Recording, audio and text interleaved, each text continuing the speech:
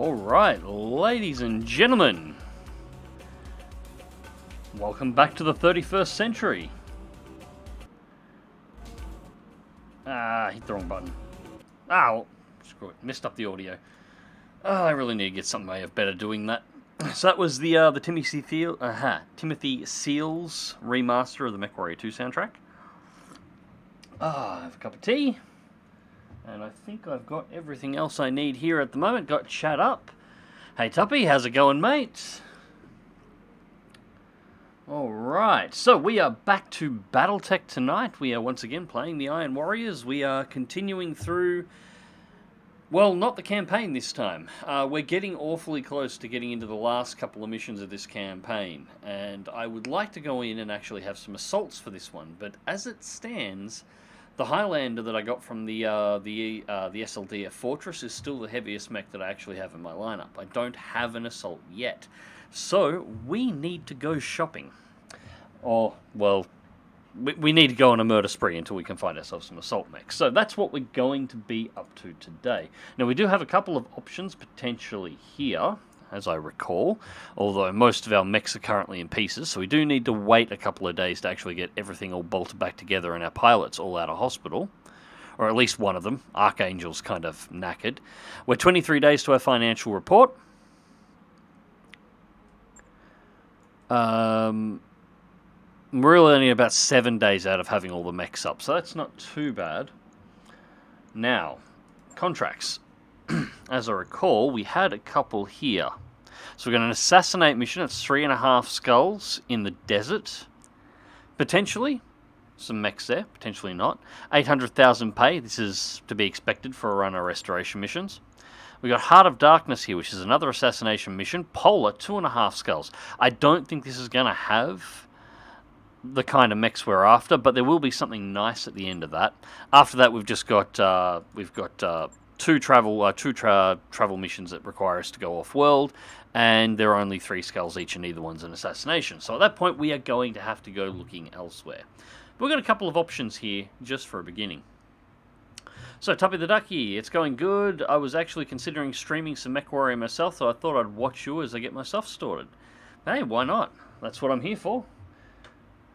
Sorry for not streaming last night too, guys. I completely lost my voice. I was... By the time I would have started up the streaming, I could barely talk. So I ended up having a very quiet night last night. I have no idea what that was about, but... Anyways, we are probably going to do this one here, but we're going to have to wait till we get some mechs up and running, particularly the Marauder. We definitely want the Marauder all fixed. So, advance time. And the Argos Arcade will be completed in another day. Those upgrades Excellent. you asked for are online, Commander. So, 2.8 million as it currently stands. What have we got floating around for ship upgrades? The drive system's the last one we do, because we don't really need it. It's a nice thing to have, but that's all it really is.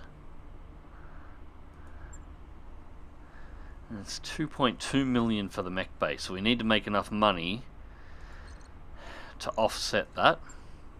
2.7 for the medical bay. That would be incredibly useful. Hello, Jinxie. Hydroponic garden, 450,000.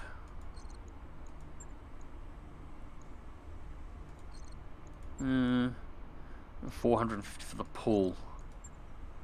Yeah, we'll probably grab the 0G pool for a start. It's only 450,000, so it's not going to break the bank. And it's a +2 morale, so that's a nice one to have on board. Until we get enough cash floating around, we'll keep doing those until we fill out all of the recreation stuff, which is nice and cheap. Then we're going to make some big investments. So we're looking at about 5 million plus operational expenses and buffer in order to be able to complete the mech bay and the med base.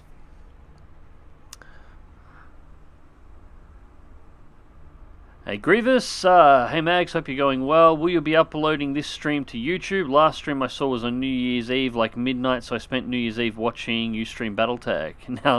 Now that I won't forget. Well, I hope you had fun, mate. Yeah, everything except the last stream is up on there at the moment, and I think the only reason the last stream is up is I forgot to set it live. So all of the streams for BattleTech have been going over.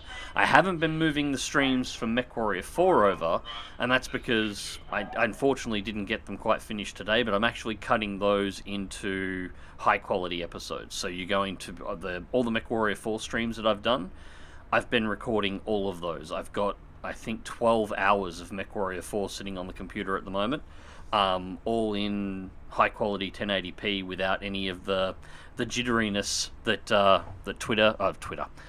Twitch puts into the streams, and my internet connection puts into the streams. So those ones are getting independent uploads as just a regular recurring thing that I want to run through as a retro replay series. Because the plan is I'm going to play through all of the MechWarrior games, going backwards to the oldest ones, all the way back to MechWarrior 2. Might even try and round up Crescent Hawk's Revenge and go right back to the first ever BattleTech MechWarrior games. But I also want to play some other retro games as well. I've been spending more time playing older games than newer games recently. There's been very little that's caught my interest. Now, Lost Ark has got my interest as just a hack and slash. It's a bit of fun. That's what I streamed on Thursday. Anything I'd play large amounts of times, or anything that I wouldn't play just casually? Not really at the moment. Curious about Dying Light 2, but that's about it. Although I never really played much of Dying Light 1. But anyways, yes, to answer your question, this will be going up onto the main YouTube channel, and I'll set the other one live, and the MechWarrior 4 stuff will be joining soon as well. This is why I couldn't talk last night. I have a tendency to just keep going, and with the voice down, that wouldn't have worked particularly well. That's alright, I hope you guys enjoy it. Alright, so that'll have the Battlemaster complete. Alright, so that's all the mechs up. And I'll wait a little bit longer to get Picnic out of... Actually, we can probably check the barracks first and see whether or not we have enough mech warriors up. We should have enough mech warriors up. Alright, so we can run the mission right now. We don't need to wait. So Command Center for contracts. Now we're going to do the 2.5 skull just for a nice warm-up. It's been a couple of days since I've played, and it's also a polar mission, so nice and cool. It should give us a little bit extra overhead when it comes to our mechs, which will be nice, particularly for the Marauder since it's all energy. Now, I definitely want a minimum of 3. Yeah, we're going to go 315. That means if we core out a mech, we can take one complete mech off the battlefield, no questions asked. And 254,000 to essentially cover the costs, or to give us some extra cash in the bank for our funds, since we don't really sell enough here. It's not like MechWarrior 4 where I wind up selling quite a lot of mechs, and MechWarrior 5 for that matter. All right, so we'll go with that. So the layout for this one: Highlander with Hunter in the lead, Decker in the Orion. Medusa in, yep, so Medusa is set up in the Marauder, so that's 9-9, so that's fine. And we're running Shocker in the Archer, which should be perfectly fine for this mission as well, and get Shocker some more points. Although I'm tempted to, yeah, actually. No, yes, we're going to run Marvel in the Archer instead of Shocker. The reason for this is simply I'm using the Archer as my training mech. And this is only a 3... Where did I go with that Archer? Get that Archer back in that lineup. This is only a 2.5 skull mission, so it's not super difficult. So I want to spend the time getting my alternate pilots trained up. Now I need a 9-9 pilot in the Marauder, so that's why Medusa's in there. Although I suppose I could cycle Decker out. He's 9-9 over 6-7. I could cycle him out as well, and potentially run Shocker in the Orion as a second, so she gets some more points as well. Yeah, we'll do that. So we're doing a training mission for Shocker in the Orion, training for Marvel in the Archer on this assassination mission. Medusa's in the Marauder to actually be our headshot expert, and my main is piloting up front in the Highlander to basically face roll anything that needs to be face rolled. That should work. So how's everybody been anyway? Hope you're having a good start to the weekend, or it's half over on this end, although I suppose the rest of the world's probably got a little bit more time than I do.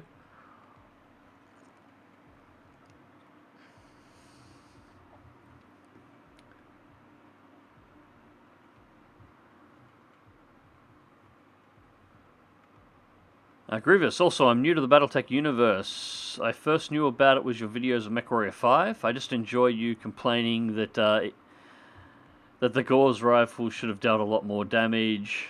Well, the Gauss rifle should always deal more damage than it does. Or that dealt way too much damage. So you explaining how things should have been in this is the same, does the opposite. It's just like the last few streams where you were unlucky. Well, yeah, you get unlucky. Actually, funnily enough, if you want to see an example of what a Gauss rifle should do, watch the MechWarrior 4 streams, particularly any mission where I have to engage a dropship. Those things are fucking scary. They hurt. They hurt. But it's a good universe to get into. The BattleTech universe is often overlooked due to some copyright trolling that occurred in the late 90s that sort of put it to bed for a little while, unfortunately. And continued through into the early aughts as well, unfortunately. It was at one point bigger than and more well known than the Warhammer universe. Had its own like Saturday morning cartoon TV show as well. It's a little cringe to watch back on by current standards, but otherwise, it was a great little cartoon, especially for the 90s. And it was a great universe. It's got a lot of books, a lot of literature, a huge amount of world building. If you've seen the maps with all the planets on it in the MechWarrior 5 streams and in this when I'm looking at the star map, there is a full, essentially, there's a website called Sana that catalogues all of the MechWarrior lore and the BattleTech lore. Every single one of those planets and star systems has essentially a Wikipedia entry on it. And there is thousands of them. The lore is deep as hell for all of this and covers hundreds and hundreds and hundreds of years. With appropriate technology changes and story changes the whole way through. There's maps that have to be updated about once every 12 months in game time because of the border changing. It's huge. It's a great thing to jump into if you're into that deep kind of a lore. But yeah, it's been unfortunate that until recently a lot of people have just not realised it was a thing. Or not realised exactly what it was. It's just, oh yeah, it's just a game with big robots. But it's a bit more than that. Although it most certainly has big robots. With the backing of the directorate, this king could prove to be I like the word king. I like the word king. Okay, if that's the target mech, that's not what I'm after. I'm sure if he escorted, he may have more forces in reserve. Sorry, you saw the word king there, and I was thinking for a moment, hang on. The king crab is one of the things that I'm looking for here if I can't find an atlas. Sorry, I got excited there for a second. Tubby the Ducky, doing good. Impatiently waiting for my BattleTech minis from Catalyst to arrive. You know what? I need to get myself some disposable income so I can actually start collecting those. Everybody keeps linking them to me and showing them to me, and I absolutely want them. I don't have anybody to play with. I don't care. Also, I need to get myself a 3D printer so I can print a few of my own. I was looking at a 3D model for an Atlas that stands nearly a foot tall. And I'm thinking, I want that on my desk. That has to be a thing on my desk. Affirmative.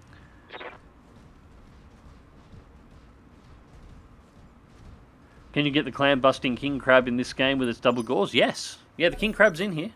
King crab's in here. If I were planning an ambush, this is where I'd put it. Only a 30-tonner. Nothing of interest. Or at the very least, if we recover any parts of it, it's likely going to be sold.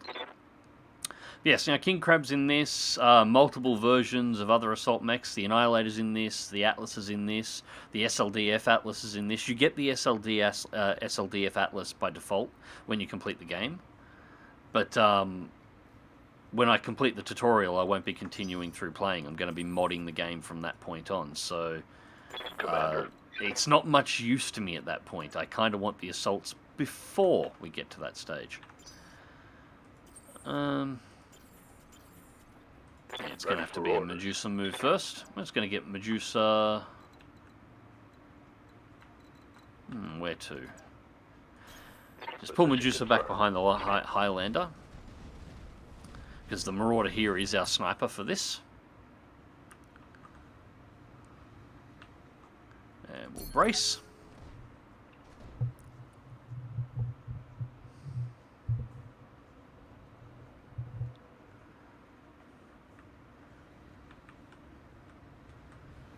Got a 50-tonner coming up on the ridge line. Looks like we've got 2 secondary lancers. So it'll be 9 mechs total, assuming they're all running full force. Alright, so the top one's a Hunchback. No real surprises there. So Orion can go to the tree line.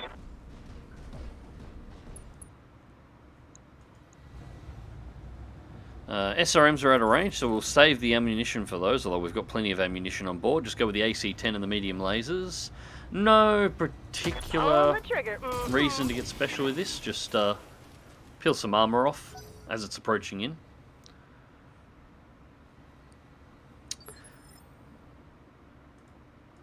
Hey. Alright, so Marvel. I'll break you off to the right a little. You don't have much cover, but at this range that's not going to be too much of an issue. And you lob those LRM-15s in. Locking in target.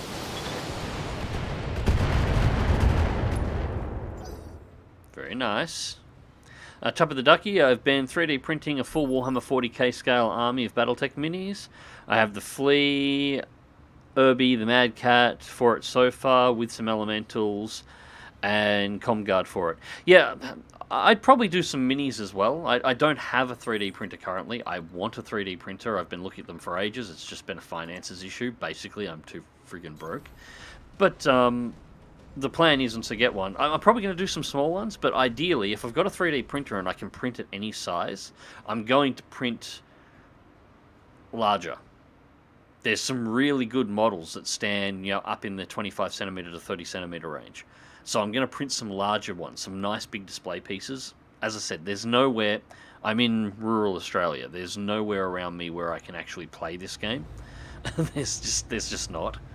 But I can quite happily have some miniatures built up, just for display, just for things that I like, and spend the time to paint them up, and spend the time on them just to make them look good. And that's the AC-20 out on the Hunchback, so he's now an annoyance at best. So yeah, I'm probably going to do partial prints, and essentially print them out like a traditional model would be, and then I'd have to cut, snip, and assemble and glue all the parts together, or sand them, make sure they're nice and smooth, and then paint them up. But yeah, the point is some display pieces. Also, I don't know whether or not it'd be good enough to do it, although playing around with LED lighting isn't that difficult. I've done a bit of it here. I might even try and backlight it. Actually try and light it up, put lights in the internals. At a 25 to 30 centimeter model on scale, you've got enough internal space to actually do some wiring and play around with it a little bit. So that might be a bit of a go. Top of the ducky, Polygon Masterworks on Patreon makes some amazing high quality minis of that scale and scale up really well. Yeah, no, I've been looking at a few of them. I've seen a Timberwolf that's really nice, and I've been looking at a few others as well. I really just want the greatest hits of my my fanboy mechs. So the Timberwolf, like everybody, the Atlas. I wouldn't mind getting the old, getting a 3D model of the old version of the Timberwolf if it was possible. That's sort of my Timberwolf, but yeah, I'm easy either way with that. Spider.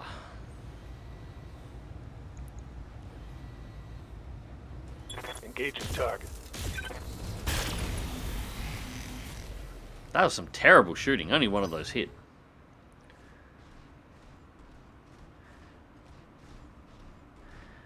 That would look amazing. Polygon has a classic Timby Mad Cat. Yeah, I think I can make it work. If I used to be really good at painting, but I haven't done it in years. But I might even give it a shot of actually doing it on the channel. just recording the whole, the whole print. Once I've got a printer that can actually print, the whole assembly, making sure it's all lined up, painting it all down, working out how I'm going to wire up the lighting. I'd have to spend a little bit of time pre-planning it a little bit if I was going to record it, but wire up the lighting for it so it's all lit. So try and put some internal green lit glow that would light up the cockpit area, like the screens in the timbal for actually lighting up the pilot internally. And I'd want that real 80s, that 1980s military MFD screen glow, because, it's BattleTech. That's the glow you need inside. And then, some lights on the outside. Some like the timbal's supposed to have navigation lights that are on top and on the sides of it that can be turned on. So that, maybe the floodlight that's mounted on the front, and have them all wired up so they can turn in. That could be some fun. I don't know if I'm quite good enough for it. There's some pretty amazing model builders out there, and anytime you compare yourself to them, you always feel inadequate. But I'd like to give it a shot. And it's something you can't get otherwise, because for some strange reason, nobody ever... Well, only a handful of... Actually, no, they were toys, not models, but only a handful of anything of that size for BattleTech has ever been made. And that was, again, in the 90s. And they were kind of crap, to be blunt. They really were kids' toys, although they're worth a fortune now if you can find them. Locking on and firing it on.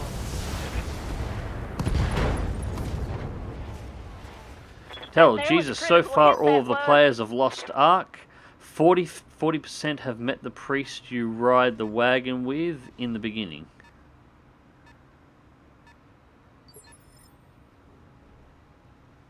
Only 40%. So 40% can't get into the game, or 40% are quitting before then?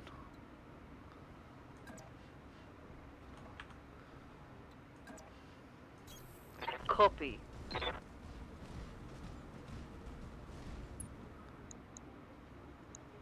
I'm not too worried about this. Yeah, we should be able to finish this off. LRM's out, SRM4s and mead lasers. It's a knockdown, which means I now get a free strike at it with the Marauder. You got me thinking about Mad Cats now.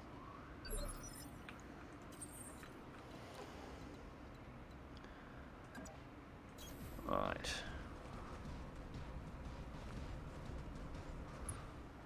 Now, attack on the Spider. We can turn the Gauss rifle off on this one. We don't need that. And we definitely don't need the LRM-20 on this. SRM-6s, 3 Meads, 1 Gauss rifle.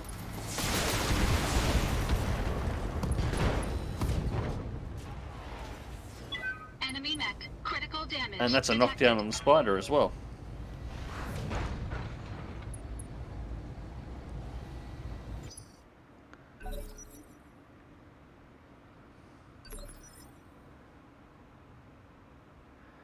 That will look awesome. Looking forward to seeing a shelf of lit up mechs.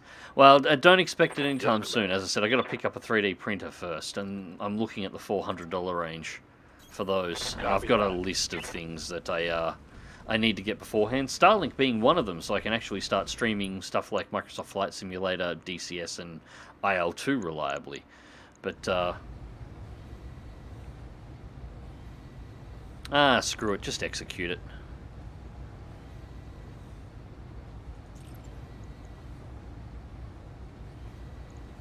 Acknowledged. Put it out of its misery.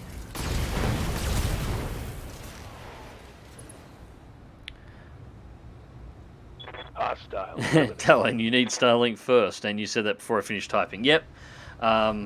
That's... I've got a little bit aside for it. It's just a matter of finishing the amount that I need. So I can put in... I've got enough to put in the order.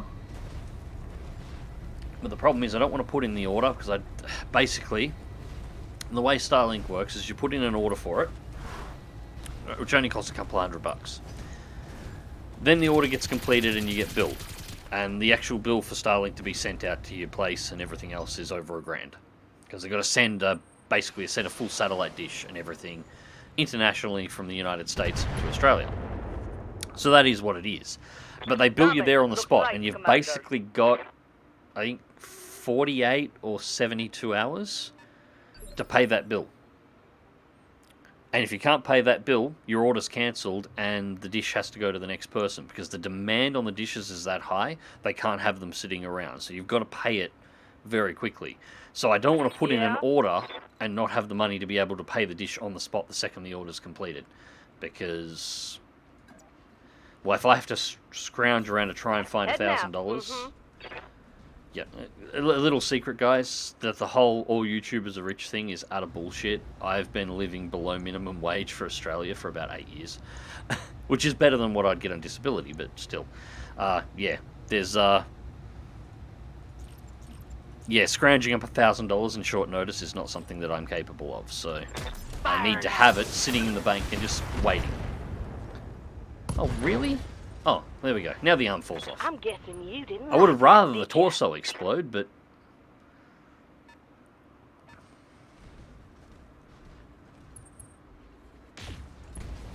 It's Steam achievement stats, so I guess 40% of the people who installed it have gotten in and played like 30 minutes, and the servers are still taking a brutal hammering. Well, actually, that's probably what it is, Tal. I did notice when I was playing it, there's only a handful of servers, and for the amount of hype around Lost Ark, the number of servers was ridiculously small, and what you showed me on the screenshots today, because I haven't had a chance to get on a look today, they haven't really opened up that many more. I've got a sneaking suspicion that the reason why they may not have gotten that far into the game is just because the lag and the like what you were experiencing, and the difficulty of actually managing to get onto the servers to begin with at the moment is just that much that, you know, it's a free-to-play game. People are just going, you know what, I'm going to come back in a couple of days. You know, I've made me character. The name's secured. This is ridiculous to try and get into and play. It's too laggy at the moment. I'm just going to piss off and I'll come back in a couple of days and I'll play it then. And that's probably what they're doing. They're not advancing any further into the game. That's actually part of the reason why I haven't bothered jumping on it today, or even trying to, because I knew it was going to be a shit show.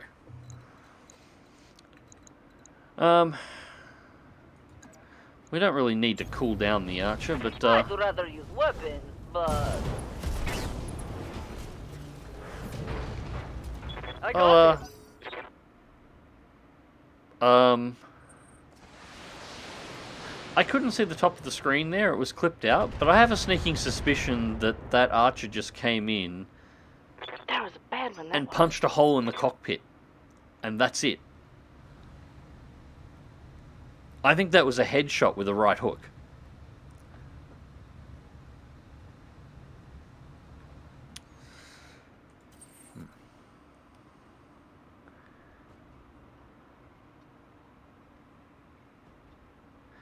Yeah, there's about 7 servers for the Western US. EU has about 18 or so. I never checked how many the EU had previously, but there was 4 servers on the Western US when I started playing. So, yeah, they haven't opened up many at all. So yeah, it's just probably massive overload. Grievous, yeah, other YouTubers have like multiple channels, Patreon, part of the business company, and yet they are getting money from more sources other than YouTube. Most YouTubers don't make their money off YouTube. They make their money off merchandising sales, which I've been trying to set up, but I'm trying to do mine a little bit differently, because I'm not trying to do YouTuber merch. I'm actually trying to do an entire clothing line that's based on a theme. And I just happen to be selling it on my YouTube channel, which is the aviation stuff. You'll notice if you look at my my designs, my YouTube channel or my name is not on any of those, outside of maybe an initial or like an artist mark on a couple of them. Although I don't even really put that into the designs, the T-shirt designs, because it's not really appropriate to have a signature on a T-shirt design. But yeah, they're not marked MagzTV. There's no names on them at all. It's based entirely around the theme, so aircraft-related stuff or whatever else. So I've been doing it that way rather than YouTuber merch. I'm putting MagzTV on anything just seems silly. I just want to make cool shirts that people want to wear that are really good, that have designs on them that are better than what you'll find for that particular theme, or at least I'd like to think they're that way. But anyways, that's the goal. As for multiple channels, yeah, multiple channels, once you got large enough, and then they've got to have, the thing with multiple channels is you need a few extra people to help run it. The one thing I have discovered trying to handle MagzTV is you can't do daily content for 100,000 or near 100,000 subscriber channel unless you have at least 2 other employees.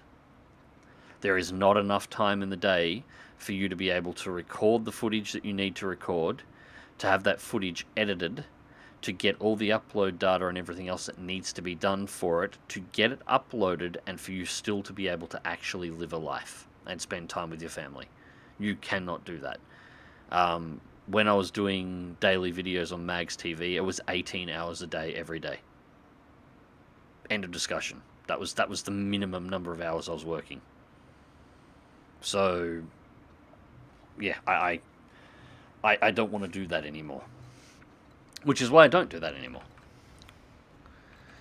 The channels that do pull that off, like PewDiePie's a bad example because he only has 2 extra people working for him and he's monstrous. But it does show that once you get to the size where you need that, you don't necessarily need a large number of people. You don't need a full-on production, but you do need somebody else that can do the editing and somebody else that can handle the media, the social media, and the channel management side. And if just so you can take the load off. And yeah, if you can't, if your channel is not going viral enough to essentially be making enough money, hold up. I want that. If the channel's not making enough money to essentially be able to fund 2 other full-time employees, at least 1, preferably 2, you're not going to be able to get it to work. Almost every channel you see around that size has somebody else working at least part-time on there. And unfortunately, my channel never made a lot of money. Despite getting to the size it did, it never made a lot of money. I don't think I ever cracked, even at the peak, at the highest view counts that I ever had. I'm sorry, I'm going to talk about money here, but I'm not ashamed of talking about money. But at the highest view count that I ever had on the channel, I don't think I ever exceeded $600 a month. At peak. And that was the only income I had. So that's 18 hours a day, 7 days a week, for $600 a month. Yeah. Now, I don't want to kill you.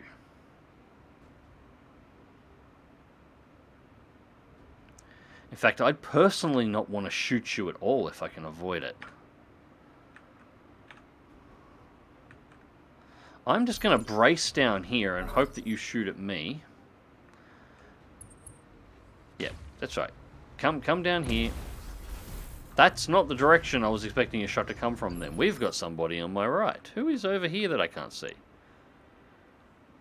Oh, 45 ton. That'll be a Panther. That will be a Panther. Alright, we don't want to concern ourselves with that one, because we want... Yes, let's move the Marauder up just slightly. Precision strike. 35% chance, and I want the large laser involved in this as well.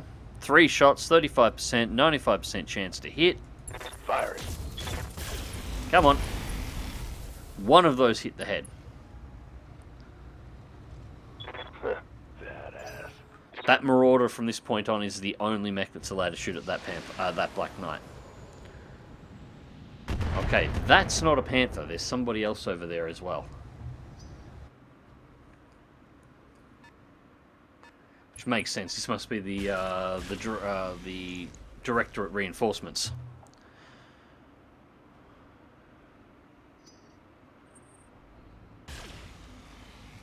Yeah, that's definitely the Directorate forces, Directorate reinforcements coming in. Although interestingly, that doesn't seem to be the commander. Black Knight's the nicest mech that I've seen here so far, and I think that's the last of the main Directorate forces. I don't think that's the actual assassination target we've got. So, that's something. How am I going to get over there to you? get the Orion to go around south. The Highlander I can just jump over the ridgeline. Yeah, we might do a...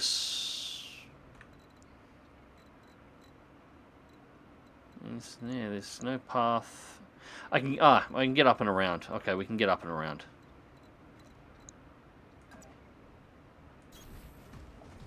I'm just going to run a cooldown. I'm going to have to just tank the Black Knight for a round because I do not want to fire on it. I don't want to ruin my chance of recovering this one. Although...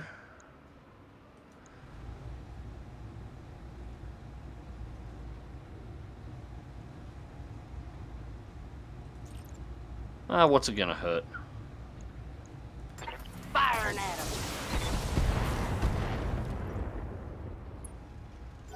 Just knock it around a little bit. Gonna have to run a cooldown on the Orion in the next turn. Here. Now the Archer I'm not actually going to send anywhere. I'm just going to start backing the Archer. Yeah. I'll keep the front presented, but I'm actually not going to fire any shots off on the Archer. I'm just going to back it off over to here, because as soon as the Highlander's cleared the ridgeline and we have line of sight, we'll be able to start lobbing missiles over, and the Archer can start doing Archer things, and that's what it's for. Oh no, don't go running away, Black Knight. God, that's a lot of beams.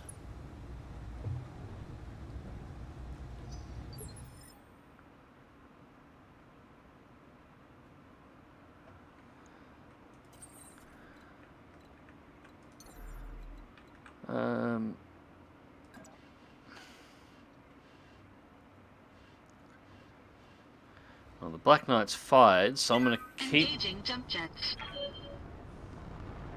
keep the front presented. Still no line of sight on any of these. 35, 45, 45. I'm not too concerned. That'll keep the forward armor presented to them as they're approaching in. Yep, here we go. Take all the hits at the thickest point, keeps the Highlander safe, and it means the Highlander's going to absorb all that damage. Orders. Now, Medusa.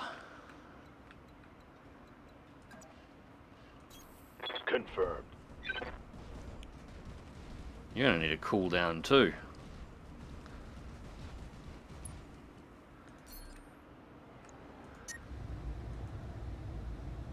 Alright.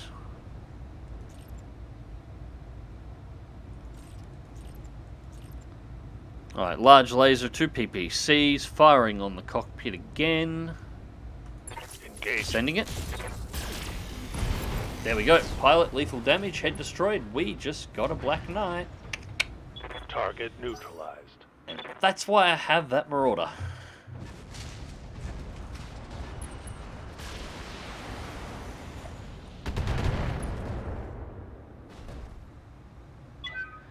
Mags, that being mentioned, you know, Starlink, you could always record It's Your Boy Raid Shadow Legends. Now, the way it works is they've got to contact me first, and the problem is, only when I was pulling in those... I'd have been contacted by Raid once, and offered the opportunity to do an ad series from them, and I turned it down. And it was because at that point where I was at the sort of the peak of the channel, that was where I had the view count enough to get their attention. I was pulling 700,000, 800,000 views a month on just aviation themed stuff, which is, it's not bad for aviation themed stuff at the size I was at. So that was going really well, especially since at that point I think I wasn't when I was just doing War Thunder. I was also doing DCS and IL-2 really heavily in there as well. But it was 6 videos a day, 6 videos a week minimum, close to 7. Lot of work. And,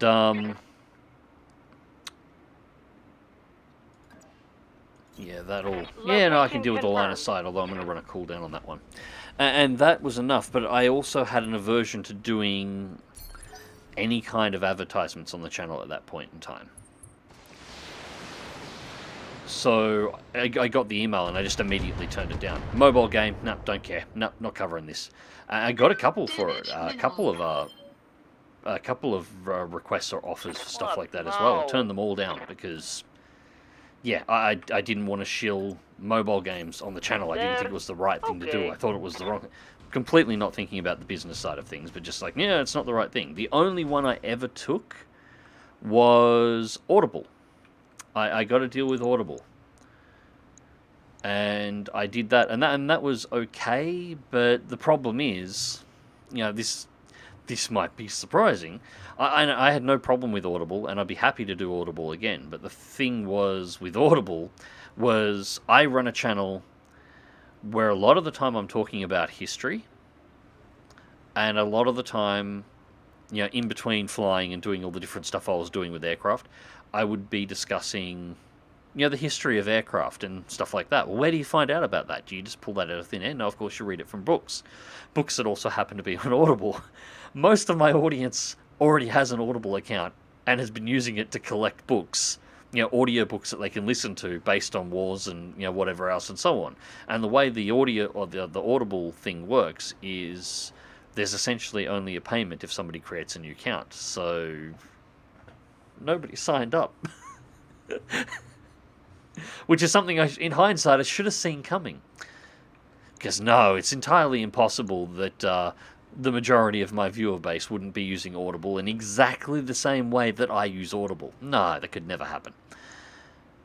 I'm going to slap that Griffin, because it keeps slapping me with LRMs. That's what keeps getting me. Oh, that's only 40%. Maybe I won't. 60% on the blackjack. Okay. You say so.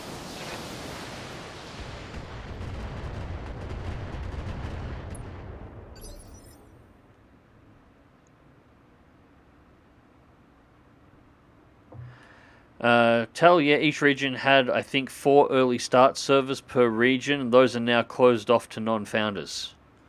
Okay, I didn't realize that was a thing. I thought anybody would be able to join up on those, but that kind of sucks. Founders only servers? Doesn't seem right. But, What do you need? it is what it is, I guess. Still move around, and I'll do a cooldown on the Marauder because she's running on the heat threshold. One cooldown cycle, one brace cycle should be enough to drop all that off because we're in the Arctic.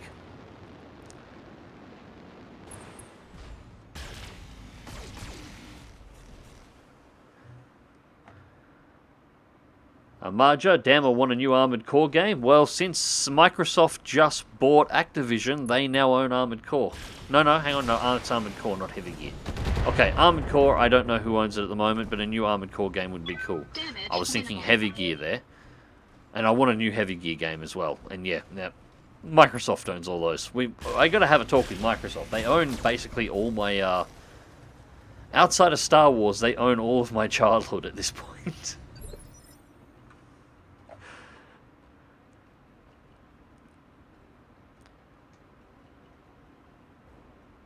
Have not heard of Starlink. All I know is that it is an internet service company and it uses stations in space. So what's the difference between that and our NBN? More stable connection, better stability. Okay, so Starlink uses shells of satellites in low Earth orbit, to transmit, to act as your connectivity from the internet. So you have a dish at your house, goes straight up to the satellites. The signal is bounced either directly to a ground station if where you're trying to go is close enough, or it's bounced between the satellites in low Earth orbit. I will be able to speak properly in a second, I swear. In low Earth orbit. God's sakes. Hang on, I'll have a drink. Low Earth orbit to get where it needs to go. Now, what this means is it's not using any of the infrastructure that's actually on the ground. So it doesn't use NBN at all, which is exactly why I'm interested in it, because my problem is I'm on NBN now and it's crap.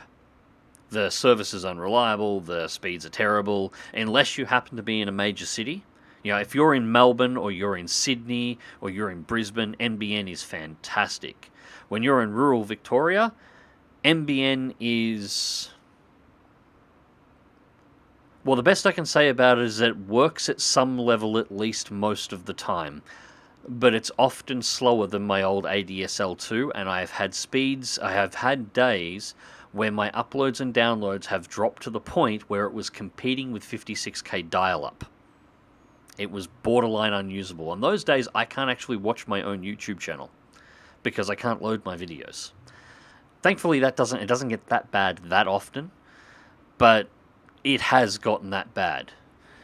So if you're in a city, there is no reason in Starlink. And in fact, most of the deals that Starlink has with the countries around the world where it's providing service is that they will not provide service to anybody that's in a city. So if you say you're in Geelong, chances are you won't even be able to get Starlink. It won't be an option. It only supplies rural areas, and that's where the service is aimed at. The point is to get speeds that are modern high-speed internet to places where traditional infrastructure just doesn't work, and that's exactly where I am. As for how fast it is, and this is saying something about NBN here, the uploads and downloads on Starlink to rural Victoria are faster than 90% of inner-city NBN users. And the ping times between Australia and the United States are reduced by up to 50%. So the actual latency on the network is half of what NBN users, even in good areas, get, and the speeds are often faster. I can potentially see somebody I know who's actually they're about 3 hours north of me, but rural New South Wales has Starlink, and they've sent me all their test information. They regularly hit 150 megabit download and 50 megabit up on their connection, with a latency to the United States, to New York City, United States, so that'll be East Coast United States, of under 140 milliseconds. Right where I am now, the fastest I have ever seen in terms of upload is 11, and I've only seen that once in 5 years. Generally, my upload is 3, and my maximum download isn't actually so bad here. My download can hit 70. But my ping to the United States East Coast is 400 to 500 milliseconds. So that'll give you an idea on exactly how much of a difference that makes. Starlink I'll be able to stream in potentially in 4K if I wanted to. I probably won't. I'll stream in 1080p with the bitrate turned up through the roof, but I'd potentially be able to put out a 4K stream. Right now, doing a 1080p stream is a struggle. Copy.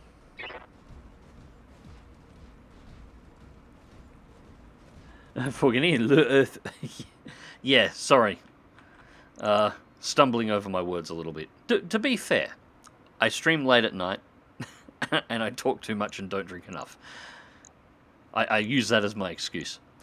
I'm going to slap this Phoenix Hawk, because I really, really don't like Phoenix Hawks. Lock in target.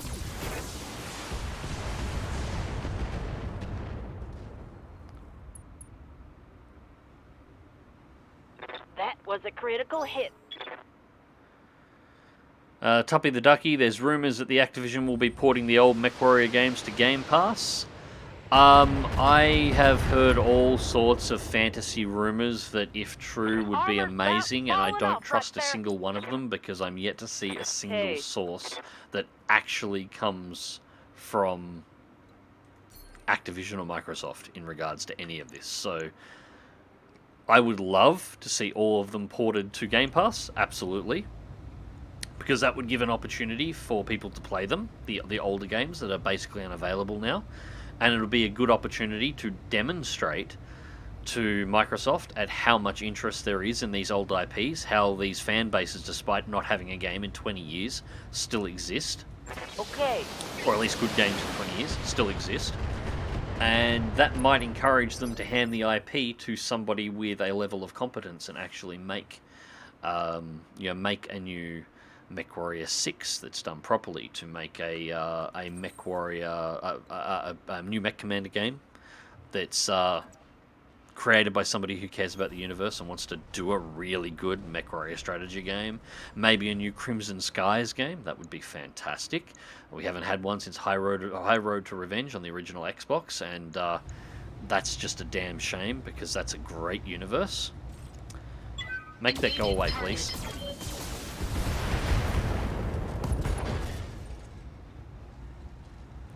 Enemy mech. Critical damage detected. Pilot incapacitated. Oh, apparently I've just recovered a Phoenix Hawk as an option as well. Well, I haven't. I'm only taking the Black Knight. But I've got a chance of getting a Phoenix Hawk.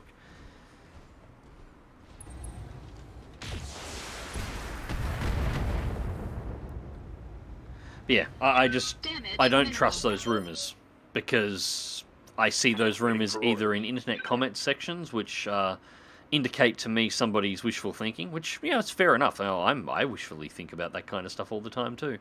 Or alternatively, I see it in the likes of, you know, your gaming media, quote unquote. You know, your IGNs and stuff, which anybody who says percentages is talking out their ass when they just pull them out in a situation like this. But, you know, at least half of the articles you see on IGN, at least in my opinion, are bullshit. Like, complete, utter bullshit. And all those kind of groups. They're all garbage. Confirmed. So, until I see an official announcement from Activision or Microsoft, I didn't even tell you to aim for the head and you still hit for the head.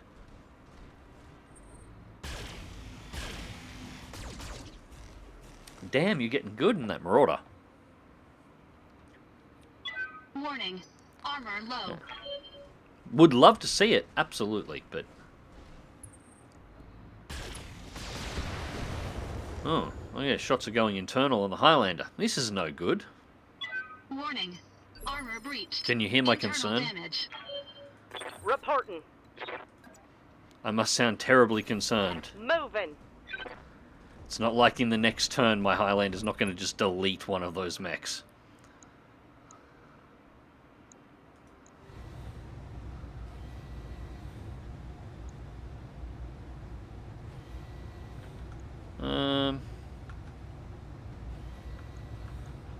So many options. Delete the blackjack.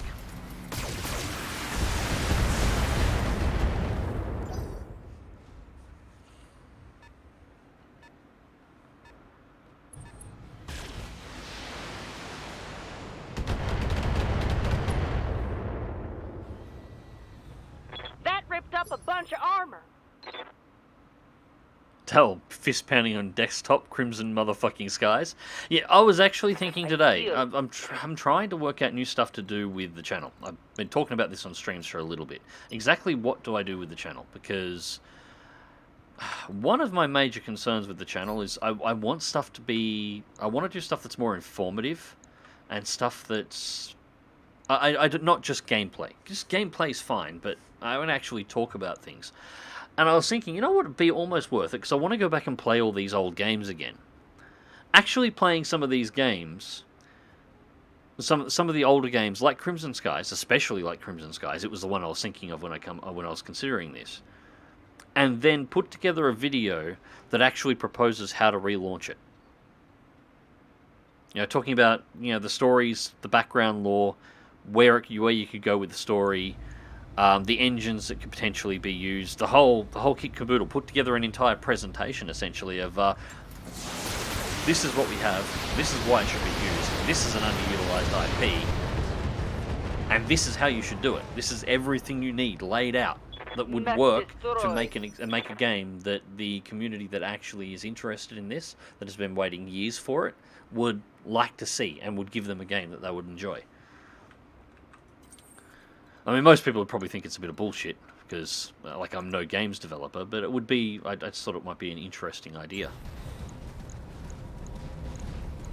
And just pitching some of the old stuff, because there's a lot of old IPs out there that have just been ignored.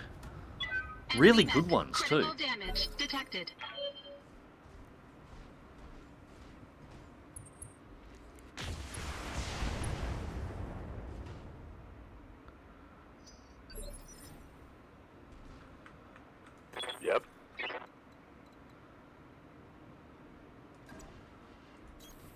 On my way.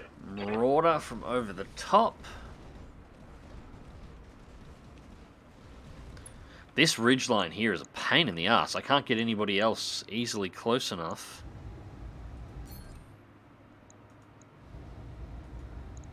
I'm going to take a wild shot here. I'm going to try and blow this Griffin's head off. Locked on target. Griffin down. Enemy Fuck, down. I love that Marauder. Actually, you know what would be a scary lineup? An Atlas and 3 Marauders. This, with properly sniper trained pilots. You have the Atlas go up front, and then every turn, potentially 3 mechs down to headshots. That would be nasty. I need to find another Marauder. Alright, so the target is really disappointing. The target for after everything that we've gone through, everything here, the actual target that is our objective is a fucking Thunderbolt. Like, who cares? The Black Knight that I shot before was better.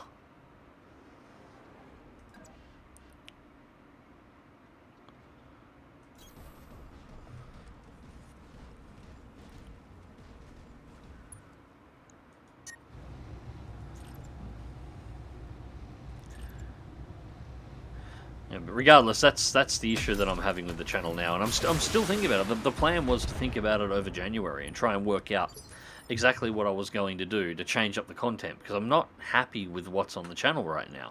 There's a few things that I know I'm going to do, because I've promised to do them. Like, I've got one more series of Cold Waters that will be coming, and that was specifically because somebody asked me to do Cold Waters .mod.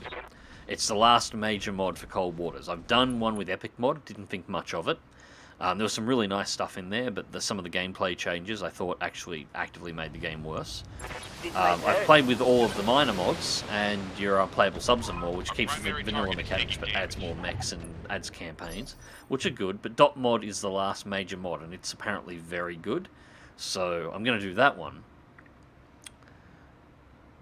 But I want to do more than just gameplay on the channel. You know, I want to do, like, when I started the channel off, it was intentionally to, the original videos I did, a lot of people commented back in the day, they sounded a lot like tutorials, and it's because that's what they were. When I originally started the channel, it was because I had, was doing War Thunder at the time, and I was actually in a squadron. It was the only squadron until the one I'm in now, which is my squadron, that I've ever been in, and I kept getting asked questions on how to fly, because I was going out in matches and I was regularly getting 3, 4, 5 kills, and the people that I was flying with in the squadron were getting none, and, you know, how do you do that? What are you doing? Da da da da da da da. So I started making videos to show them how I was doing it. It was essentially making a tutorial for the other people in the squadron, and then for some reason, like, initially 5,000 people just started watching. I'm like, okay, well that was the start of the channel. But I want to go back to that, where I'm talking about news, game development, events that are happening that are in particular thing, hardware, tutorials, stuff that's more than just gameplay, things that are actually useful and hold relevance. I haven't been doing enough of that. Knock him over and he just gets back up. God damn it. You're brave punching back at a hunchback. I'll give you that. At a Highlander, rather. Good to go. All right. Location So, precision strike, thunderbolt to the head, 3 targets up. Target confirmed.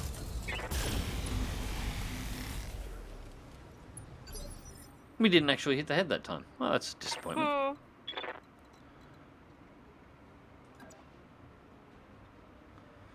Now, I want to hang slightly right, which is going to completely expose the back of the Orion to the Panther, but I think the Panther's occupied at the moment, somehow. This is going to be an issue. I really want to get the SRM6s, SRM6s cycled in. Affirmative.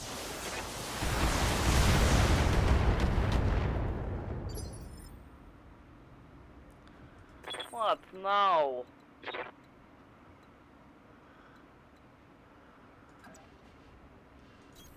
Advancing, I guess. Any more stereotypical Russian in that accent there? Alright, so, LRMs from the Archer. Shoulder shooting the Marauder.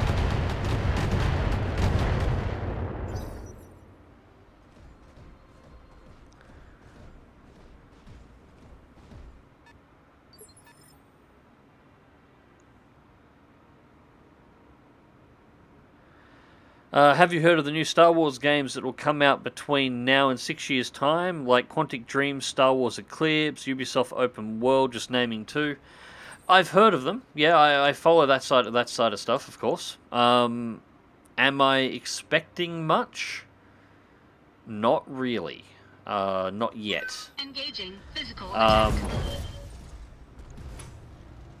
The recent Fallen Order, that was a surprisingly good game, and that impressed me. But between that, you've had Battlefront 2, which had a launch that was that bad that it had EA backtracking, and even post-launch, you know, I've got it installed at the moment. I've been playing through. I thought the single player was meh, at best, and the multiplayer was meh. At best. I didn't think much of it in general, and Star Wars Squadrons was crap. Basically everything else that's been released Star Wars game-wise has been terrible at this point. I'm curious to see what they come up with, but Disney, since taking over Star Wars, has essentially only had 2, maybe 3 successful events. Fallen Order in the game is the only successful game. Mandalorian and... yeah, it's 6 1/2 dozen to the other, but the Rogue One. And everything else has kind of been trash. So, yeah, you're going to run. How the hell am I going to get to you? Where the hell are you going to try and run to?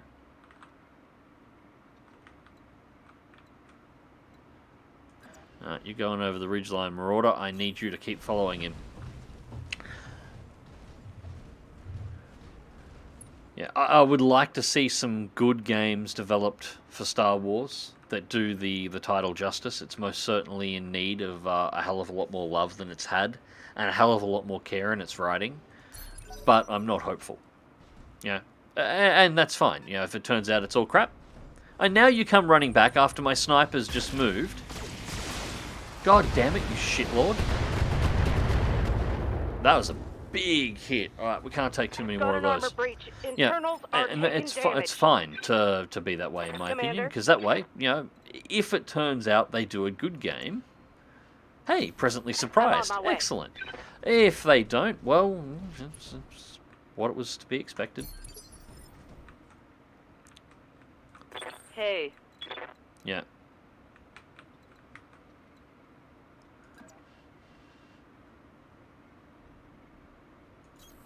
Moving to position.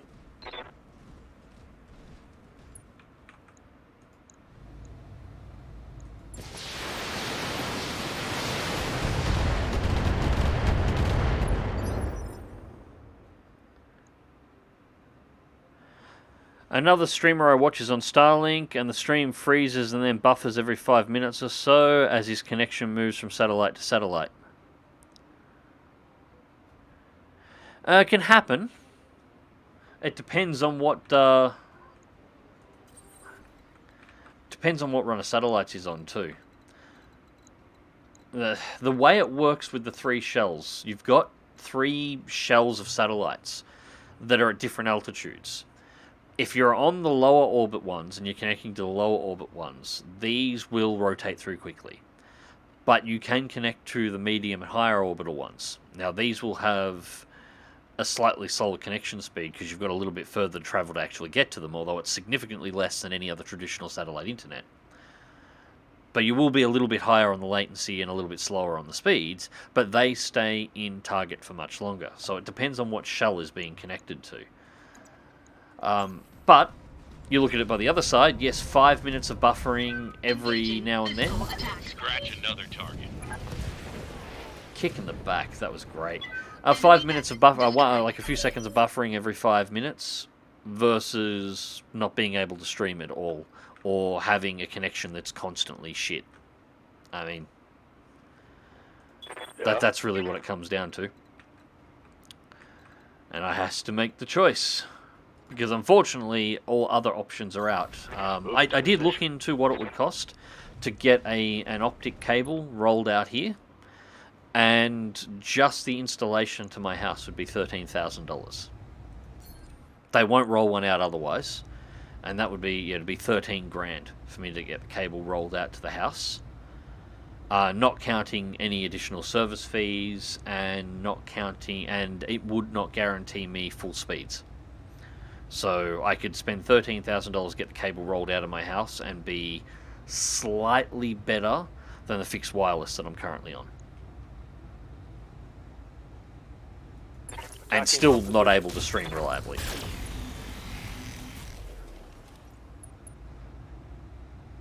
Need another one of those. Reporting. Yeah.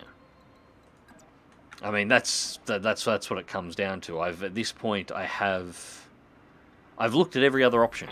I've tried and looked into every other potential option. I've checked different service providers. I was looking into 5G.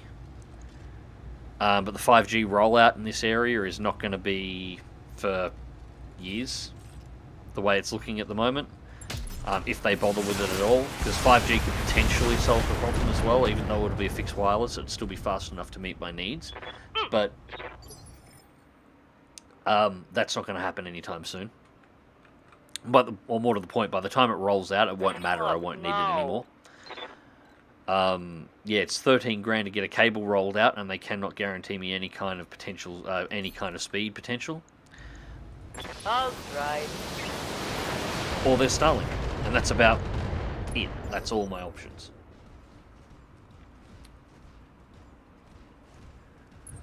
Games journos are a hive of scum and villainy.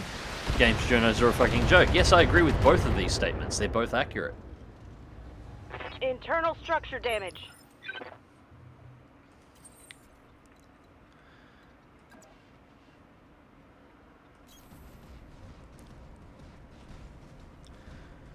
It's the problem with the traditional website system for all the monetization things that I was mentioning earlier on.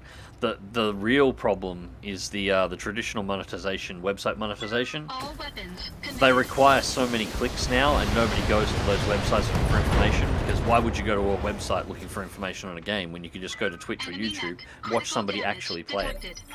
And the amount of trust that's involved because of all their articles essentially being bought and paid for, versus the majority of YouTubers, which, outside of a few, there are quite a few big names that do get bought off as well. I'm not going to start any drama, but you guys, I'm sure, can think of a few YouTubers that are essentially bought and paid for by the companies that make the games that cover them, or that they cover. But most genuinely tend to be more trustworthy. They just want to talk about the games. They're just games enthusiasts that like games and want to talk about games, and they'll demonstrate themselves playing the game while talking about the game. So you get a more honest opinion, and you actually get to see the game properly played. So why the fuck would you go to a website to read an article that was bought by a publisher? And so they have to make clickbait articles, they have to make bullshit lies, they have to come up with anything that's possible that could potentially trick you into actually going to the website. It doesn't matter what they do, everything's on the table so long as it gets you onto the website. And yeah, that's the problem with modern games journos. And that's another mech down. That's a kill. It's the monetization system that they've built around it. It worked in the early aughts. In the early 2000s, that worked because there wasn't a Twitch, there wasn't a YouTube, there wasn't any other kind of online streaming. The websites worked like gaming magazines. And that's how they structured them. Successful. But that stopped working years ago. And those that work in those places now are hanging on by a thread. Most of them are on life support, for good reason. Alright, so destroy the commander and escape. That was easy. Directorate forces, contract payment increased by 25%. Contract payment increased by 10% for the reinforcements for 343,000, which is nice. That's most of a session's operational expenditures. A little bit of damage on the Highlander, but nothing serious. A little bit of damage on the Orion as well, but no gear lost as well. Marauder didn't take a lick of damage and took 4 kills. 3 of them, I think all 4 of them may have been headshots. And we have 2 kills on the Archer as well. But 2,500 XP across the top, so that's done well for Marvel and Shocker. And would you look at this? Look at all those mech bits. That's what we're looking for this time round. Alright, so Black Knight. We've got 2 of 3 on that already, so I can take just one part of that. We now have a Black Knight. Nice. Alright, so what else are we after? So we've got the Griffin here. I could take those 2, and I'd have a Griffin.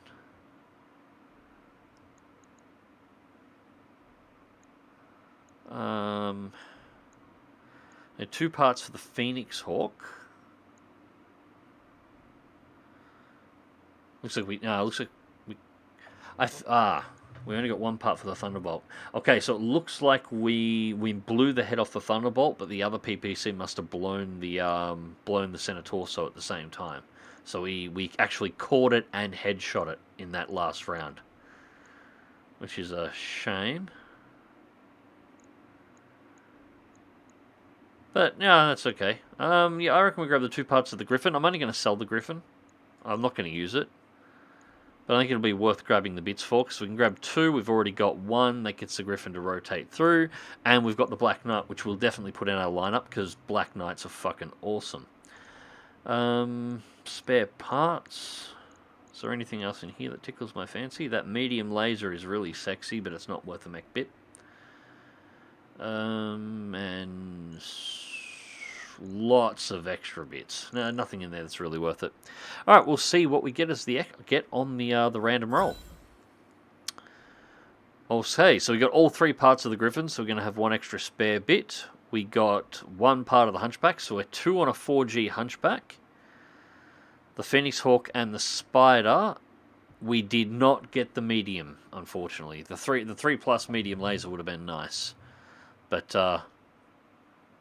that's okay. We walked our way with that with 2 mechs. One of them was a Black Knight. Not the SLDF Black Knight, but still a Black Knight nonetheless. And we will put that on the front lines. And we've got another assassination mission to do here that's even higher difficulty. Just got to fix all the mechs up. Lady Arana's contract to eliminate House Gallas is ready for review in the command center. We should follow it up when you think we're ready. We're not ready. We're not ready. We do not have assault mechs. That mech you asked for is cleared for fighting. Griffin 1S and the Black Knight. Okay, so we are going to have to make some adjustments there. Alright, just quickly going through chat again. And then actually, before I do that, what I might actually do for just a moment, guys, apologies for this, but I'm getting a little dry, so I'm going to have to go get another drink. So I'm actually just going to put us in an intermission for just the moment. Let's see if I can do this without anything messing up. Okay, that hasn't worked. Samira, can I get a 5-1 check on our current position? Roger that. Why hasn't that worked? Oh well, I'll leave it there for just a moment, guys. I'm just going to quickly grab a drink and I'll be back.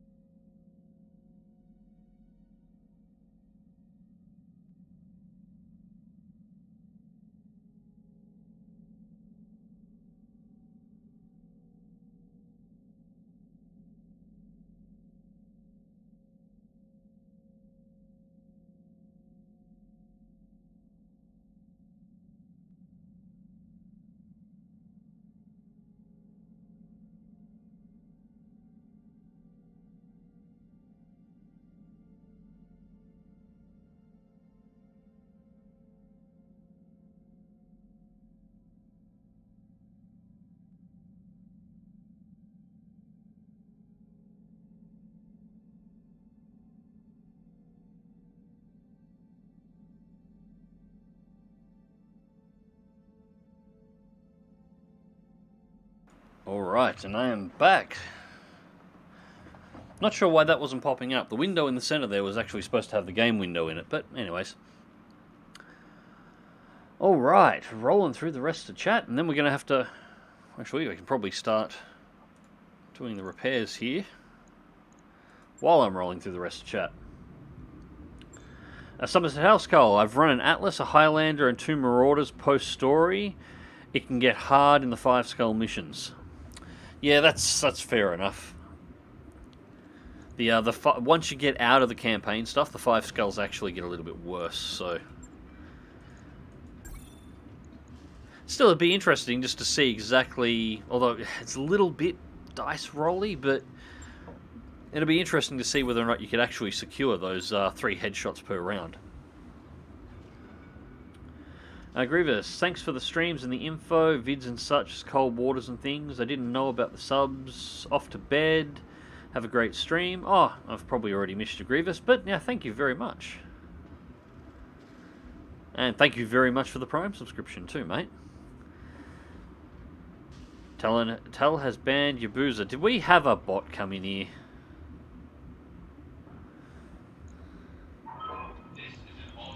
Why the hell do bots come in on my stream?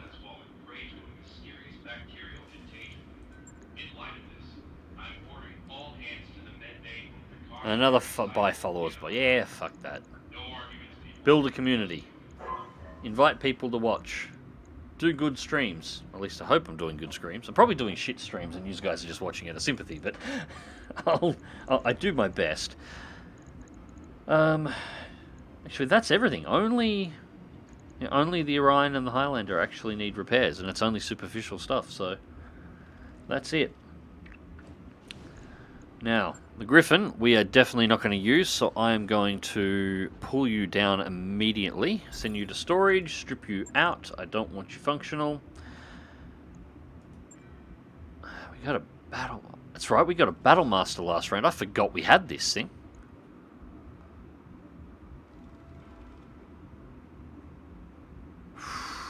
You. We need to have a look. Alright, so the heatsinks are in the legs, SRM ammo in the legs, 6 medium lasers, 1 PPC, 1 SRM6, and lots of armor. Okay, so... That's alright. Yep, no tasks on that one. I forgot we had it. I'm glad we've got it. That's cool. We've got the Archer. We've now got the Black Knight. So let's have a look at it quickly. God, these things look good. I do like the Black Knight. PPC, medium.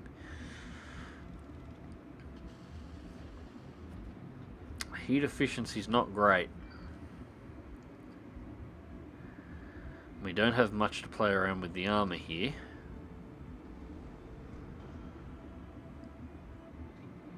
You know, I'd be tempted. This is gonna...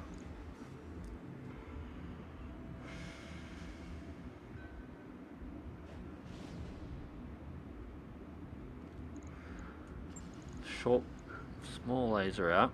Hear me out here. I'm tempted.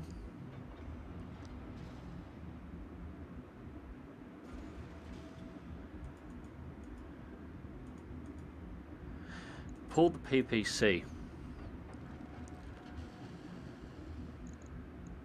Go with... That makes a massive difference to firepower. Let's just see what happens. Put... Yeah, that's a big drop. Although it doubles our heat efficiency.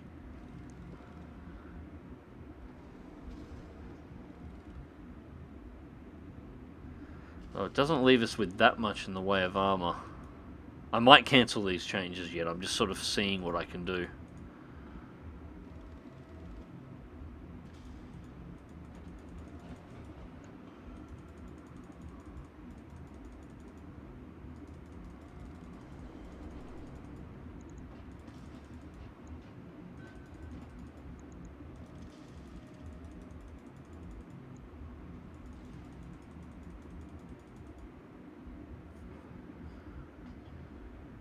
Can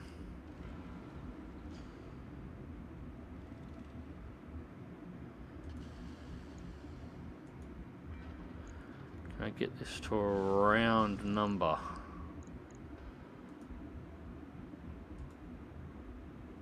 Oh, I don't really want to lose any more off the back, so it's pretty thin on as it is.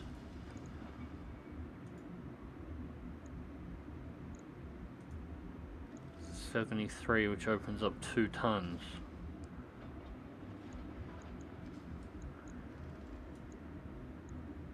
Put the double plus in the head. That nearly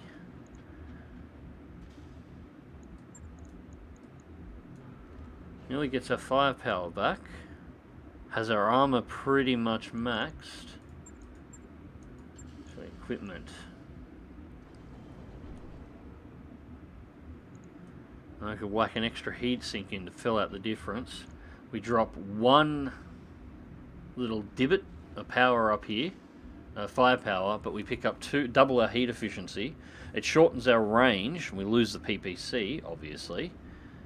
But durability goes up. We've essentially doubled our armor in exchange for the PPC, and we lost a very small amount of firepower while increasing our heat efficiency.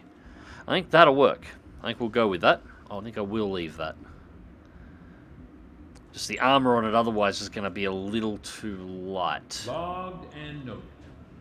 Shouldn't be too hard.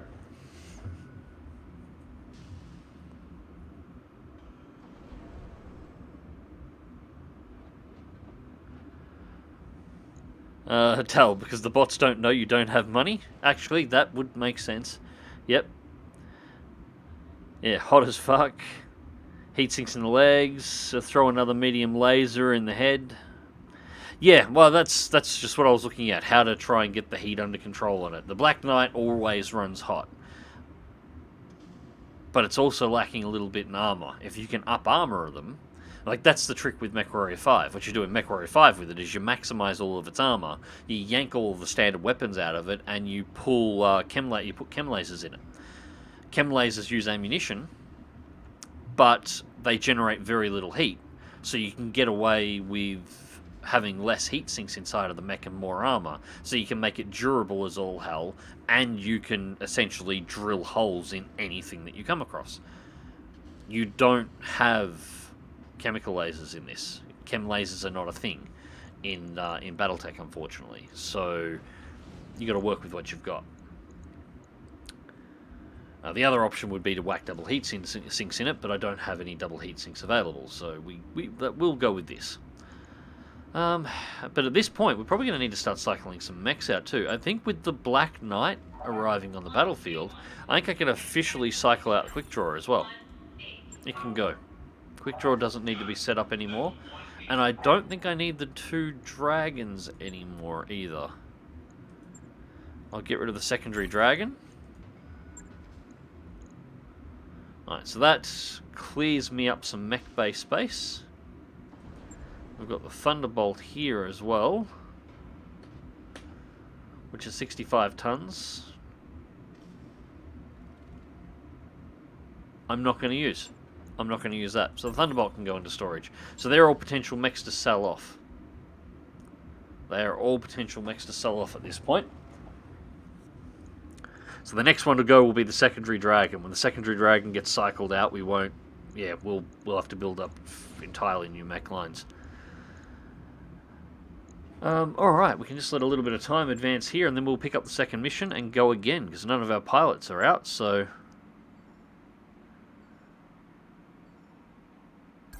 That work order you submitted is complete. Alright. It's back to the mech bay for just a moment, because just something occurred to me here. What have we got? So Warhammer's 1200 536. The Orion was 1325.71.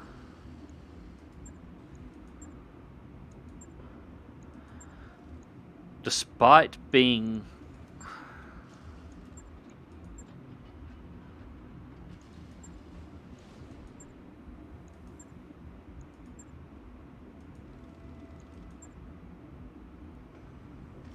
Yeah, I think the Black Knight's going to replace the Orion in the field.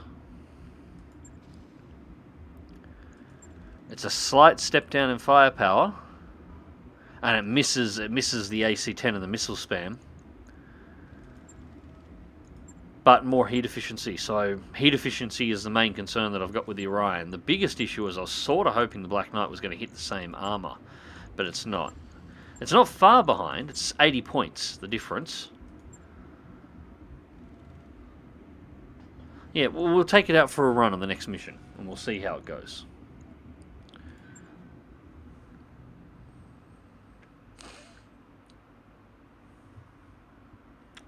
Tell I use my Black Knight with lots of armor, some 7 or 8 medium lasers and a bit of jump jets, plus heat sinks, so the damn thing could hop around and snipe fools in the back. Yep, that works.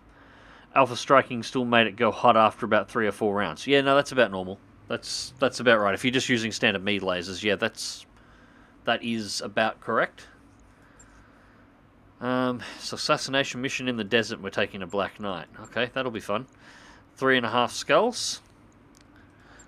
We will negotiate, and our negotiations will go 312 and 280,000, so we make enough money to cover the rest. It'll get us over 3 million plus mech sales.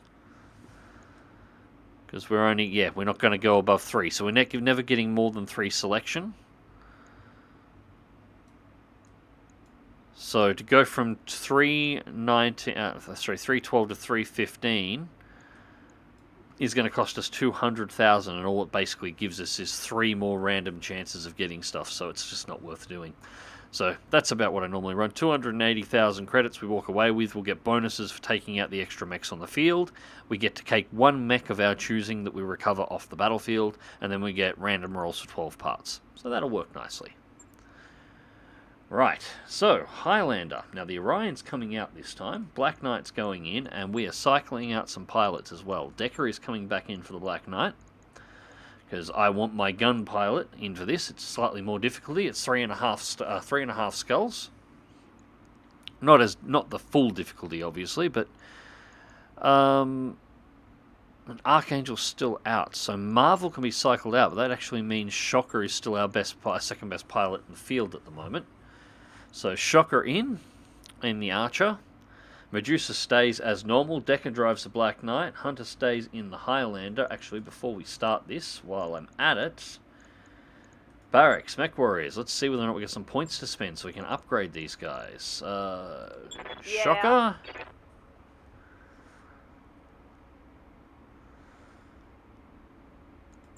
Alright. -2 indirect fire penalty. That'll help with the missiles. And that's all melee hit. Yep, we're going to put that point into tactics. Training complete. Waiting for orders. Medusa, 9,600. You're going to take point number 10 in gunnery. Very nice. 10-point gunnery. Excellent. Yeah, 7,400. Yeah, I'll take 9-point in tactics for the cold shot mastery bonus. Training confirmed, Commander. Yes, Commander. 2,600 in Garajet. I'll look at Garajet a little bit later. Decker actually hasn't got anything. Waiting for orders. So I suppose I'll spend this. So 5, 5, 5, 5, 5. Yeah, we'll pick up the extra point in gunnery because that's plus 15% base weapons hit, which training complete is kind of important. Standing by. Marvel picked up 3,200 from the last round as well. So 4, 5, 4, 5. We definitely want to fill out the extras. So we'll pick up piloting and tactics to bring you to all 5s across the board, which is about the minimum I like running. And then we can start pumping skills, particular skills from there. Alright, Commander. that gets everybody sorted out. Now we can just go back, quickly pick that contract up again and set it back to where it was. Assassinate, negotiate. We'll go 312, 280, accept. Shocker out, Decker in, Orion out, Black Knight in the slot, Medusa stays in the Marauder, Marvel goes out for Shocker in the Archer, and we run the same lineup otherwise. Yeah, we don't need the Battlemaster. Although that's tempting, we haven't fielded the Battlemaster yet.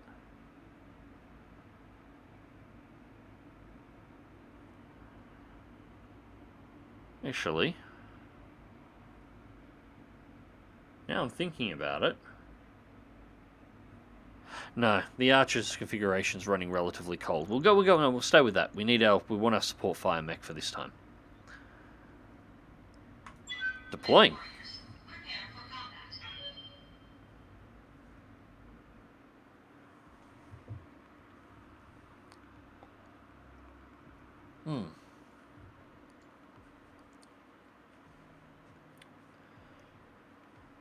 But yes, I have been watching. Onto the subject of Star Wars, I have not watched Boba Fett yet. I've also heard it has some what I have heard of heard about Boba Fett at this point is that it's a fantastic extra season, like bonus season of The Mandalorian, and it would be nice if Boba Fett actually showed up for his own show at some point. Those are about the two most common things that I've come across with it. You near the coordinates provided was by the restoration intel. Okay, we believe the target may be in this general region. Let's find him, take him out, then evac. Well, no, we're going to kill everybody and everything that's in this area because I want all of it. We've got the Obi-Wan, what is it? I think it's a television series they're doing or a movie. I know they're originally going to do an Obi-Wan movie, but the recent announcement has come across like a television series. Enemy detected. Alright, 65 tons, potentially a catapult. 70 tons.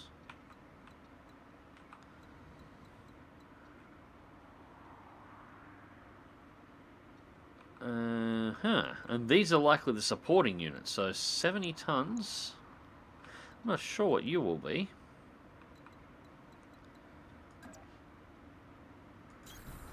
Get ready to breach. We get the Marauder up to 1, so he's within range of the ridge line once we clear. And Archer just behind, ready for indirect fire support.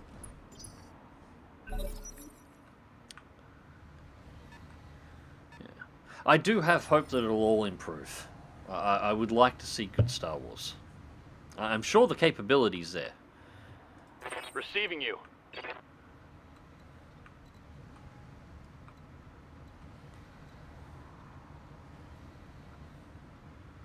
Alright, yeah, we're going to clear with the Black Knight first. 75 tons there.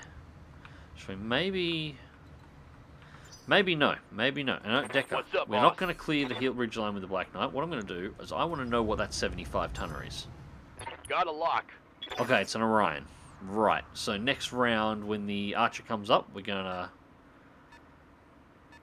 strip its armor down before we clear the ridge line.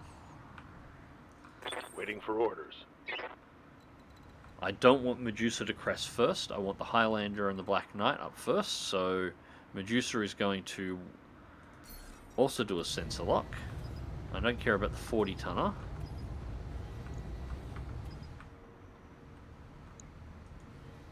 Alright, Medusa, they're both out of range, so I can't target lock either one of those. So, in that case, Medusa's just going to sit and hold up. I want to let them move up another round.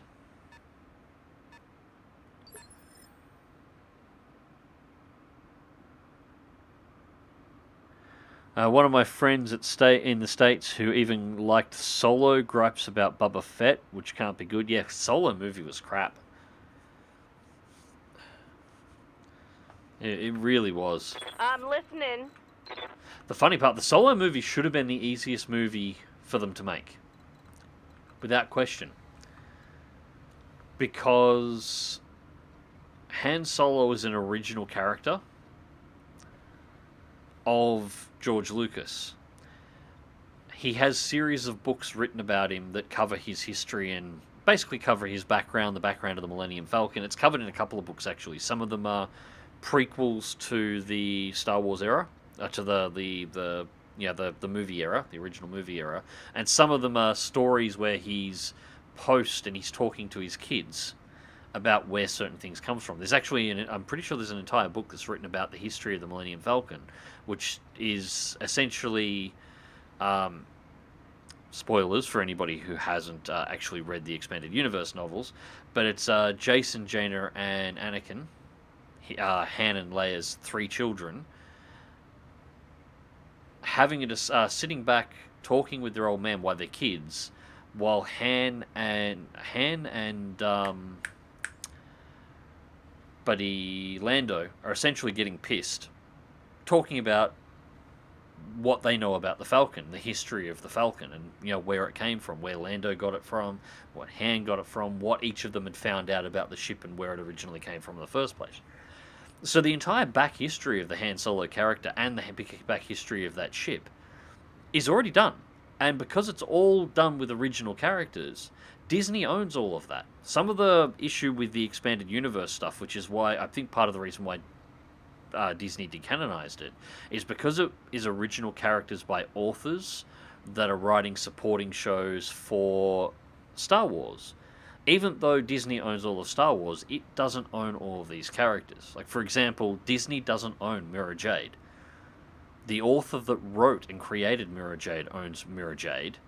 Disney has to get permission to use Mira Jade, which comes with a licensing fee, of course, and they don't want to pay any of those. And I think that's where the issue comes in. That's why Thrawn didn't come in till ages. The guy who wrote the Thrawn trilogy, he got a fat check for Thrawn to show up in the Disney universe. He got a very fat Disney check. Many Mickey Mouses were on that check. But in the case of Han Solo, because they're original characters, they do own all of those. Even if an external author wrote the stories, the external author is writing essentially a fan fiction about the original characters. And all those rights do revert through. So they could have just taken those stories and made the movie. It was written, it was great, it was loved, and Star Wars fans would have wet themselves for the opportunity to see the story of the Expanded Universe story of Han Solo and the Millennium Falcon played out on stream. I mean, people would still be going on about how great it was, and that's all they had to do. All they would have had to do is put all the pieces together, and somehow they missed the obvious easy win. I can't work out how they missed the obvious easy win, but they managed it.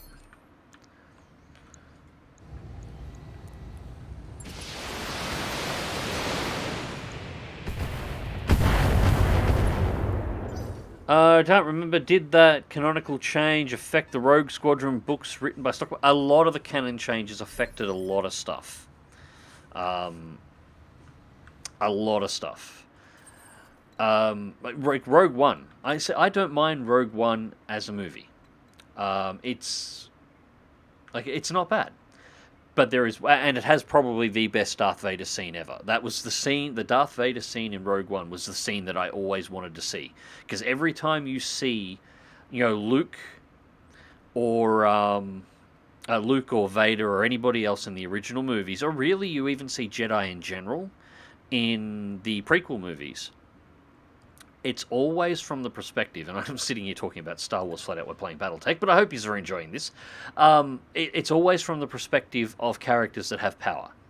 So you never see, Highlander cresting the ridge, you never see what the general soldier, the general soldier on the ground, the normal, regular, everyday pilot, the regular person within the Empire or the Republic or the Rebellion, what they saw. My argument for this was always, remember the scene for Return of the Jedi, and they're having the discussion on who's going to go down to Endor to actually shut down the shield generator, and they're doing the Han Solo went, yeah, my team's ready. I don't have I don't have a crew yet for the shuttle, and Leia raises her hands and says, General, count me in, and then you hear, I'm with you too, and Luke Skywalker walks into the room.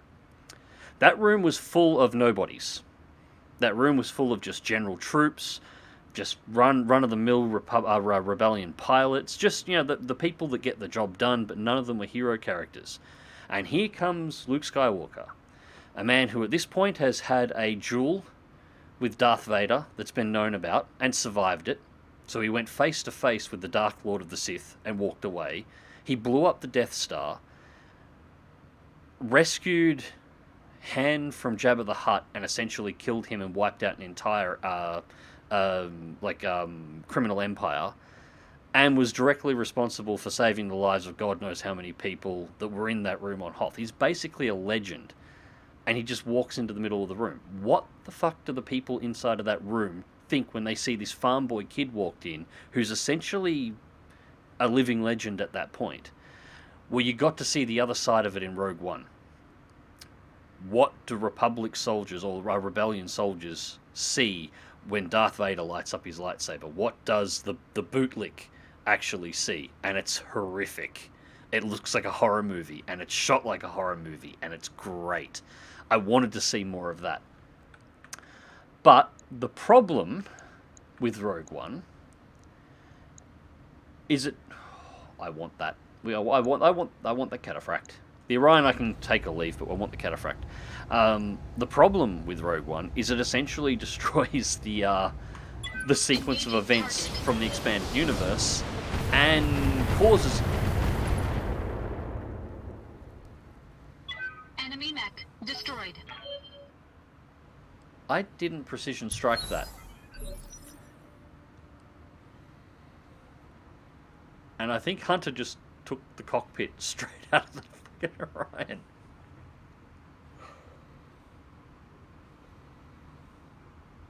Well, shit. That was unexpected. Good to go.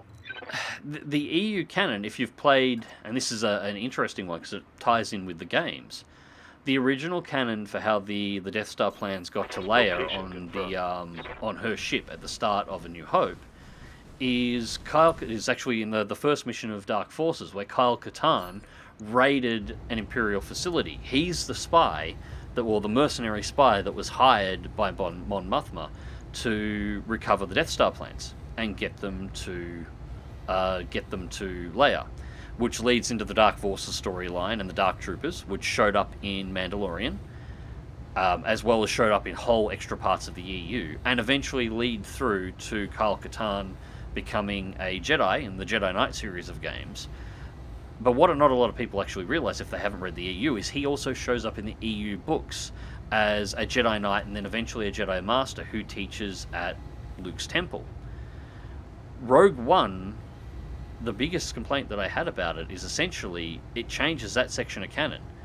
Kyle Katarn can no longer be the one who gets the Death Star plans, and it kills the entire character the whole way through. And he's written into like 20 or 30 different books in the expanded universe. He's actually a pretty major character the whole way through it. Through the books that were written from the mid to late 90s and into the early 2000s. He's a pretty important character. And Taking the it shot. deletes him from existence. Well, we got a head hit on the cataphract. That's good.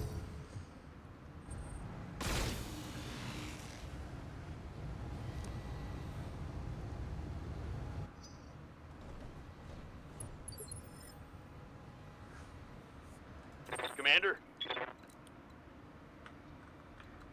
And it's just little things like that, because that causes a bit of a ripple effect. Anywhere where characters from other books have had an interaction with Kyle Katarn now, well, none of that can actually exist unless you rewrite the entire character's origin story to try and bring it back, which means you're essentially repairing damage that was done because nobody thought to actually consider the EU in the first place. Moving out. If you know what I mean. Like, you now have to, if you want to fix that damage in the EU and have the character of Kyle Katarn available through all those books, should you choose to actually use those stories to make future stuff for Star Wars, which it looks like Disney might actually be considering. I'm just going to... I just want to see what this thing does when it alpha strikes something. Just hit them with everything.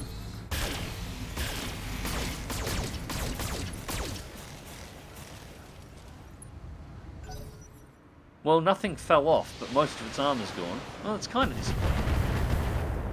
Yeah, but now you have to play Repairman to actually try and make the character work again and give a reason for him to come in. Re-establish basically his entire origin story into the universe. Yeah. And it's unneeded writing. It's not impossible to do, but it would be better if... the details around that particular series of events, other than Kyle Katarn was the one who took the Death Star plans, are pretty open. So they could have easily written in more characters, and it's possible you could have put the entire cast from Rogue One into that story, and wrote the story around that, expanded the cast and ballooned it into a full movie, and still had the same effect. But they just completely discounted it. I'm not going to shoot the Cataphract. Yeah, we'll LRM the Cicada since it's already mostly cleared of armor. Hopefully that'll close the torsos and take it out. One of them at least. No, Cicada is being very resistant to dying.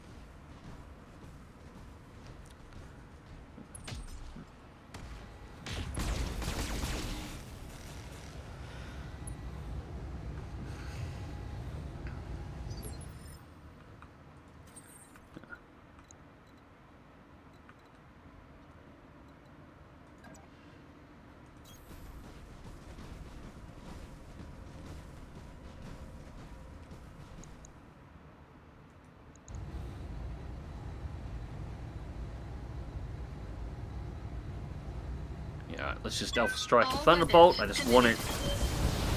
I want it hurting, open, and... mostly dead. Enemy mech. I think that's Critical mostly damage dead. Detected.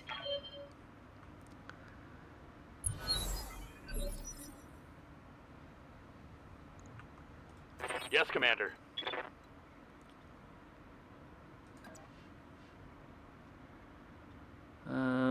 Black Knight's going to be running a little warm here, Confirmed. which is not surprising considering the Alpha Strike we just pulled off. We're going to hit the Cicada again. Alright, so let's pull the large lasers out of the cycle, and instantly we are below the heat threshold. So, Locked on.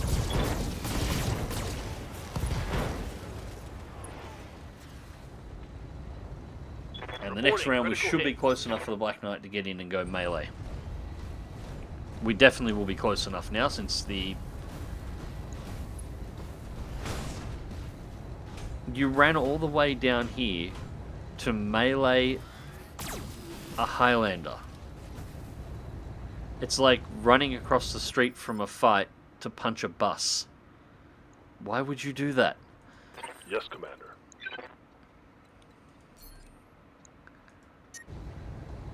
We got a line of sight blockage there, so we're going to actually have to move. Which is fine my by way. me.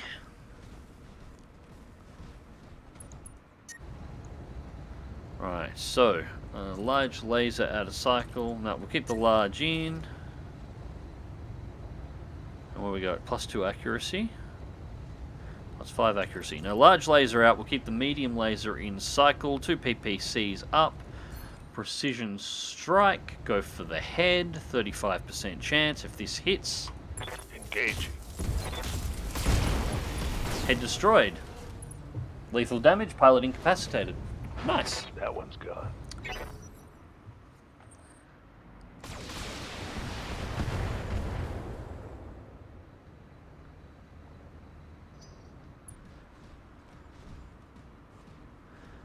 Now, the fact that there is an enemy on Initiative 1 bodes well. Oh, yeah, this is turning out to be just Commander. an even easier mission than the last one.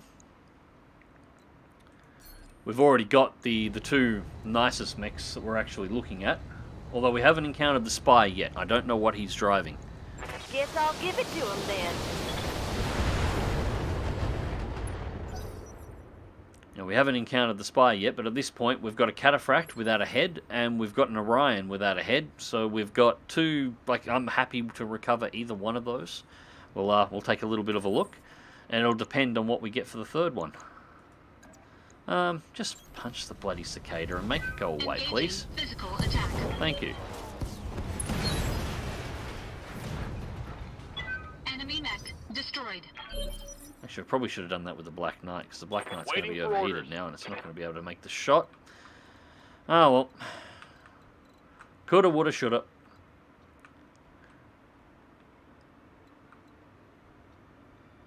Break line of sight with the Black Knight. Just give me a sensor sweep out in this direction to see if we can find out where the hell this spy is, because I haven't found him yet.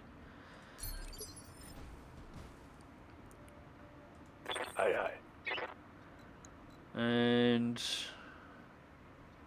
yeah, Marauder needs a cooldown as well, although we can probably... Yeah, no, I don't want to do that.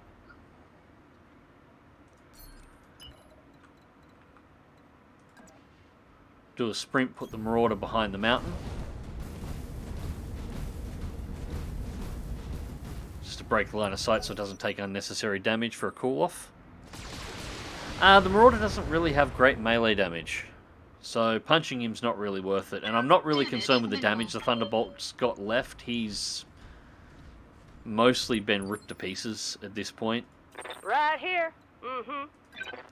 So I'll just bring the Archer over and I'll I'm get Shocker going. to finish him off.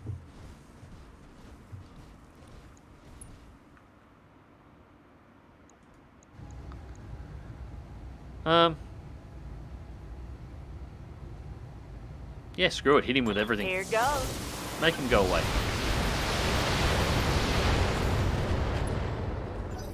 And that didn't make him go away. You failed. All those missiles and nothing. God damn it. Can I do it? No, we can't make it close enough for a Highlander burial.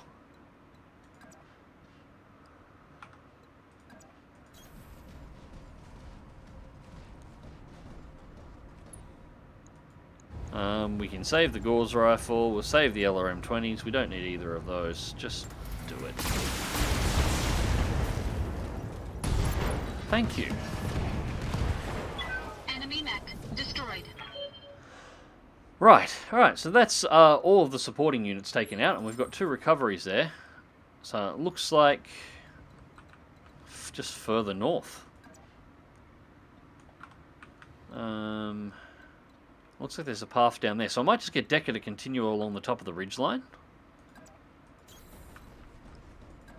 Yeah, just on the off chance. Order received.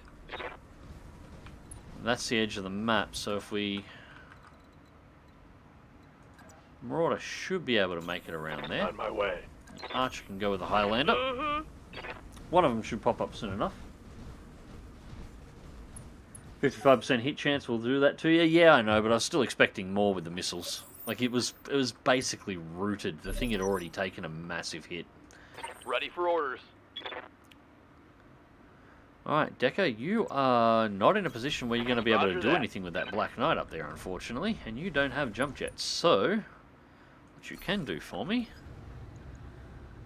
80 tons. Sensors. And it's a locked Zeus. Okay, it's a on. Zeus. What do you need?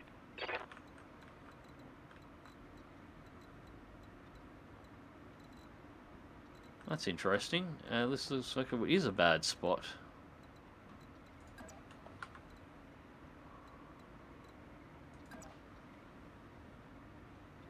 I can snipe from there. Move into position.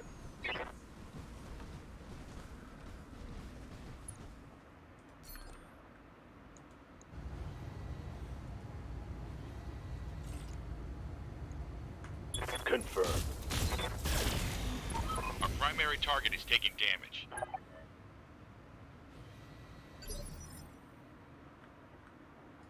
Yeah.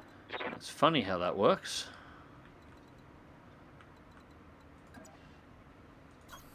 Roger that.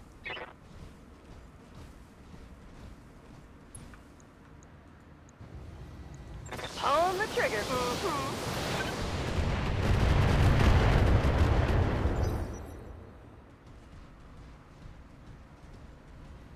Alright, Zeus, what are you going to do?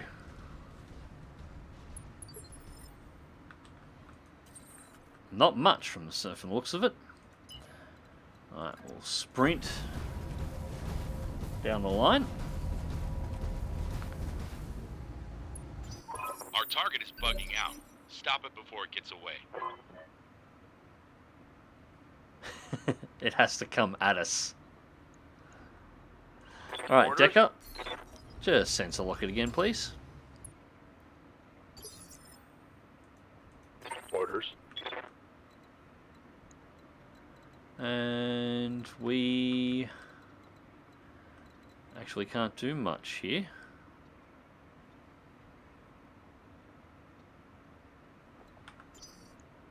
Gonna reserve Medusa.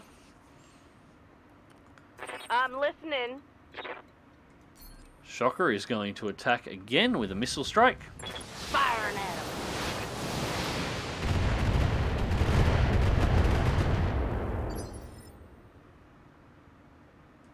Yep. Medusa is going to get reserved again. Confirmed.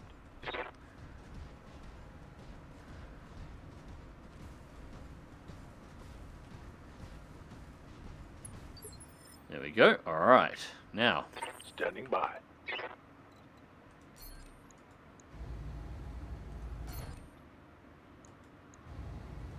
precision strike to the head.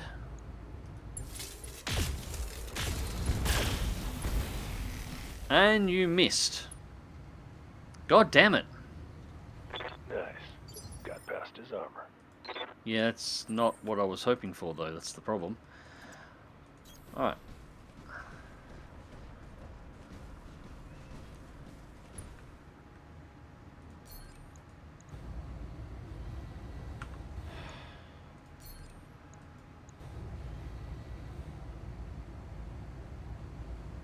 Damn it.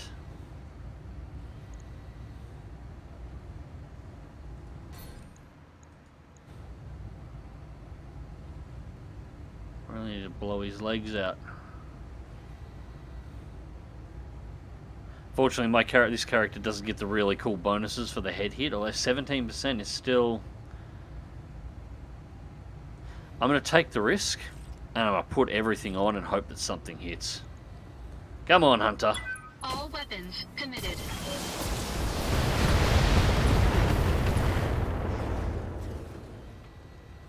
Enemy mech. Critical damage detected. Commander. Medusa again. Yeah, we're going to have to risk an overheat. 2 PPCs. Because if he makes the next turn, he's going to get to the evacuation zone, so... One of them hits. Head destroyed. Pilot lethal damage. Gotcha. You win. Alright. Mission successful. So that's 3 mechs recovered. Unfortunately, none of them in the assault class that we're after, or the high tonnage assault class, but we do have some options there. Alright, so 25% bonus there, 350,000 again, that brings up to 2.7 million. Basically no damage at all. So, yeah, little bit of internal damage on the Marauder, but that's only because we cooked it. So we have the Cataphract. We've got the Orion.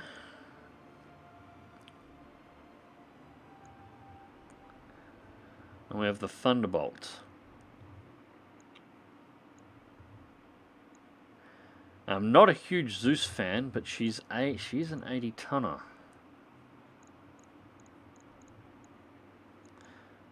Alright, well, we can't not take the 80-ton mech if we've got the option. So now we've got the 80-ton mech. We already have 1 part for the Cataphract.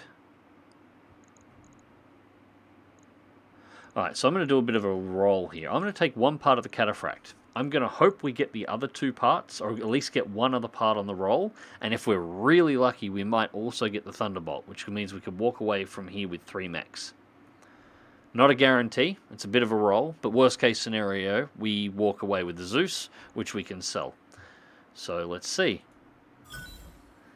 Alright, so what did we get? We did not get the extra part of the Cataphract. We did get the Thunderbolt. So we got 2. We got the Thunderbolt, we missed the Cataphract. And we got an extra piece of the Orion, which I won't use. Got a double plus SRM4. And we have TTS.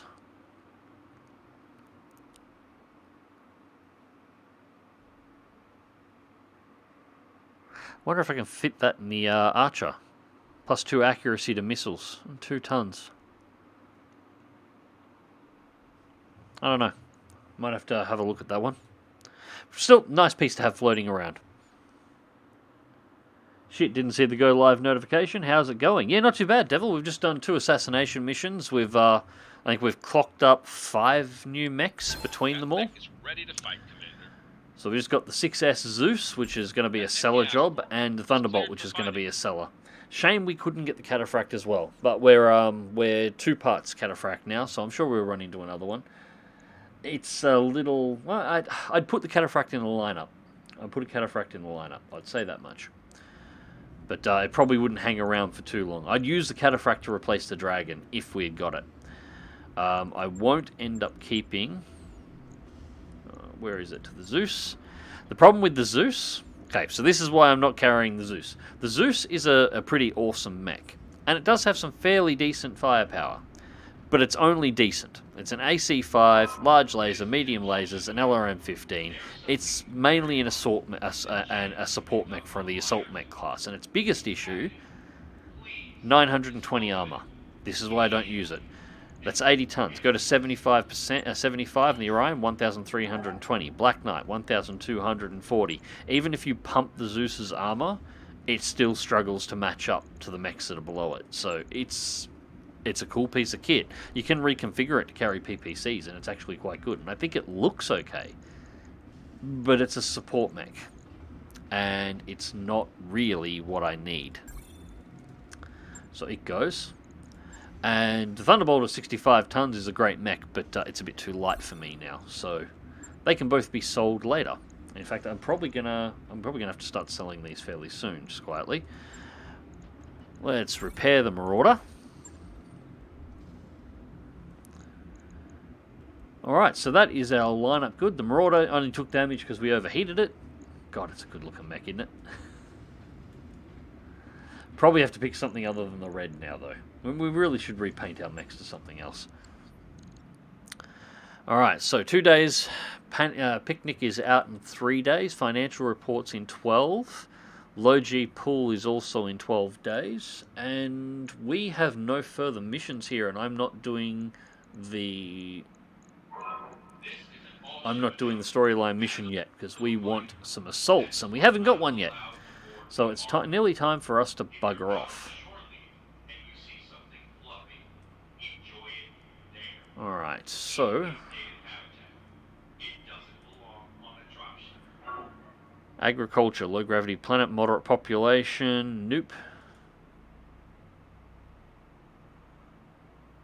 Ruins, tropical world, primitive civilization, moons, former Star League presence. So that's... We've been to Kimi before and we didn't really find anything. It might be worth swinging past there again. Wraith's Glory might be worth going to.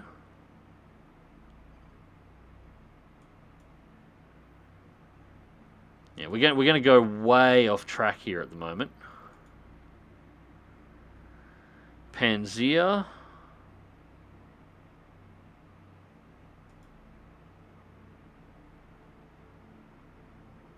No, they're not going to work. Alright, we're going to go to Kimi for a start. And we're going to start heading over in this direction. I'm looking for 4 skull worlds, roughly 3.5, 4 skull, 5 skull if we can find them. Specifically looking for stuff with former Star League presence or battlefields. And I'm looking for assassination missions on those. Roger that, Commander. Course plotted. Because we're hunting Atlases, we're hunting Annihilators, we're hunting King Crabs. That's what I'm looking for now. Well, added another Atlas. Now it's 7. Well, yeah, one more. One more and you should be good, I think. Enough that you can continually rotate your Atlases. Anytime one gets damaged, you just put the next Atlas in the lineup. Job's done, Commander. Okay, that's everything done with the mechs. Not much for us to do there.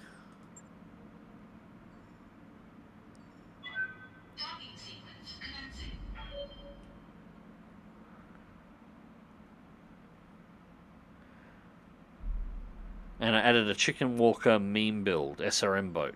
Okay. Nothing wrong with SRM boats.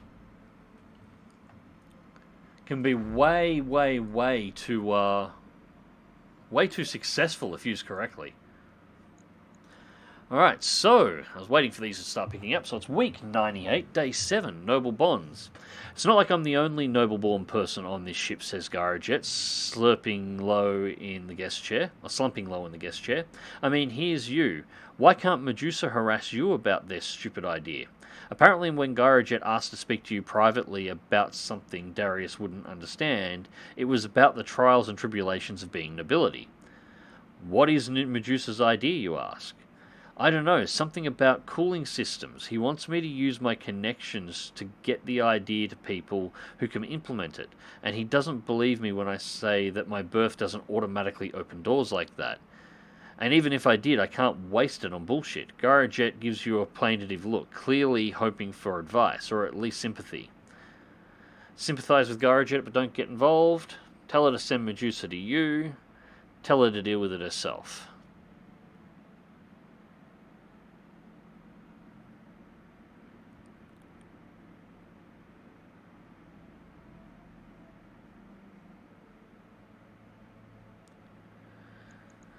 Send Medusa to me.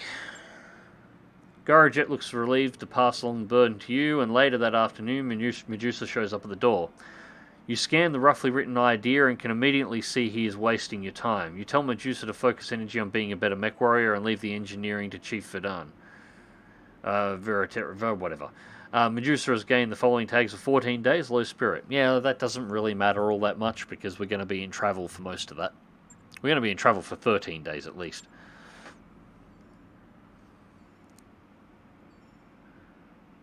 And jump.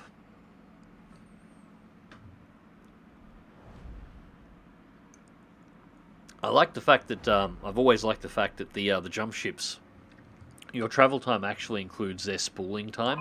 Hey, It Bob, actually takes. We just completed those upgrades. Excellent. Ready We'll to have to have a go look over at that. And financials financials are up.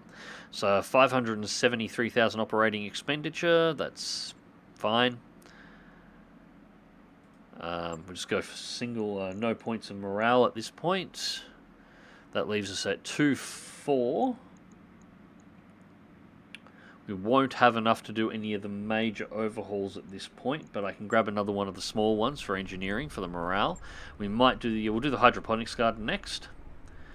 Near the spine of the spin, the spin of the pods isn't sufficient enough to generate any real apparent gravity. This makes those areas bad for living in, but excellent for growing hydroponic crops. They freshen the air and add variety to meal times. So, relatively cheap one, 450,000 again. Alright, I'll get the team on it right away. We can't sell mechs until we arrive at the next planet, so I can't pump it up enough to actually do one of the remaining major ones, which is the mech bay or the medical facilities.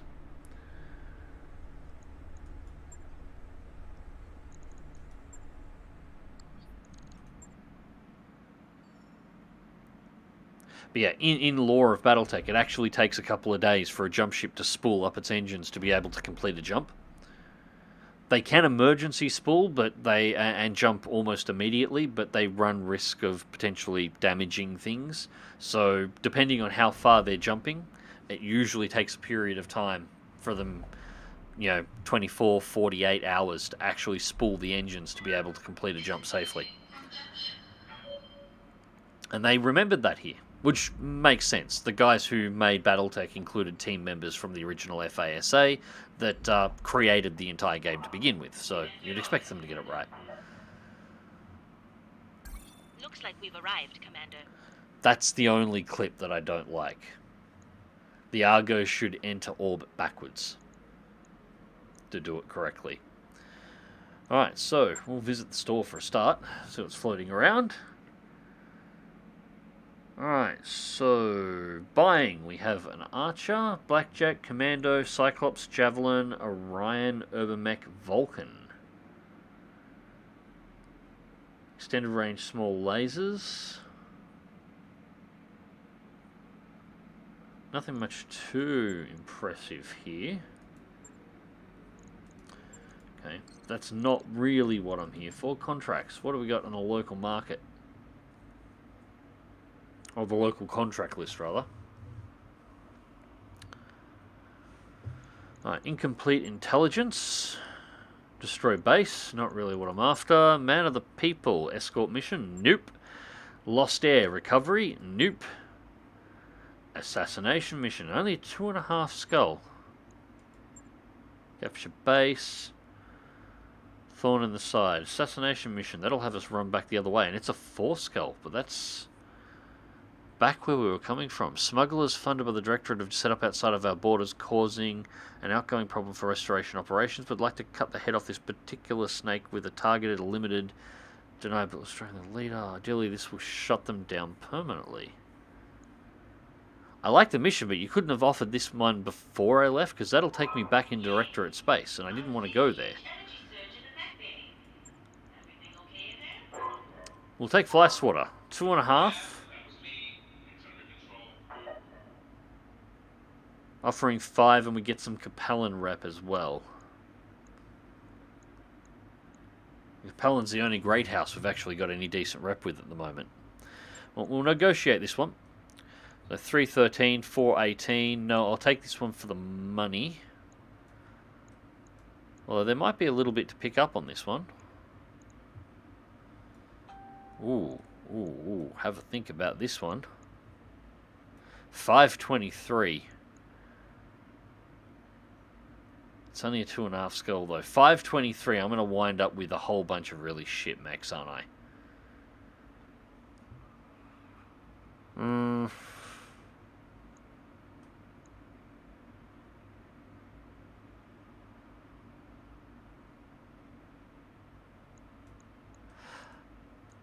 On the other side, that's only 405. And one good mech sale will match that. Yeah.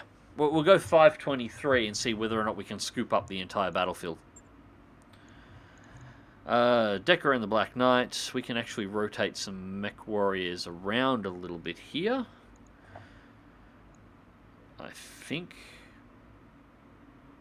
Actually, no, we'll leave the lineup as it is. Or will we? Make up your goddamn mind, Mags.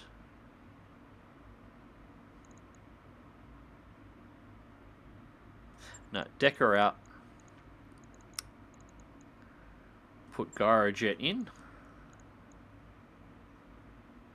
Medusa has to stay. Shocker can stay because I'm still working on her. And yeah, I'll leave the Archer in place. Marauder, Black Knight, Highlander. Yeah, that works. We'll go with that. Shit, mechs are still cash. Yeah, that's what I'm thinking. Yeah, even if it's a pile of crap mechs, I think I've got bits for most of the under 50-ton class already sitting in storage. So 5 parts, I could potentially pull 5 mechs off the battlefield, or, you know, at least 3 or 4, and then sell them off at $1 million a piece, make, you know, or a couple of million a piece, make 3 million out of it instead of making 400,000, and that covers our next major upgrade. So that'll be the one to take. And then we got a 4 skull back in Directorate space, which is absolutely going to have an assault. Command interface initiated. If you ask me, boss, anyone who sends their VIPs out in a CDA-2A is asking to be shot. Please don't tell me the target mech is a cicada.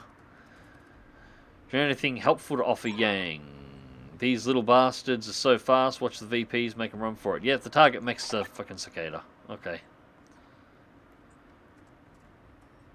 Might be wiser to hit the target on the run to the LZ here. Good luck and good hunting. I don't think he'll have much of a choice or much of an option in any way that he goes.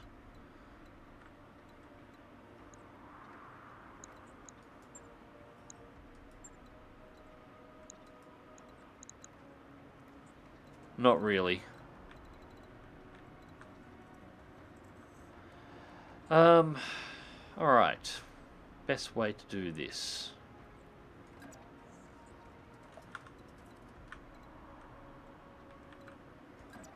Yeah, Highlander over the ridgeline. Move order received. Black Knight and Archer's can go that way.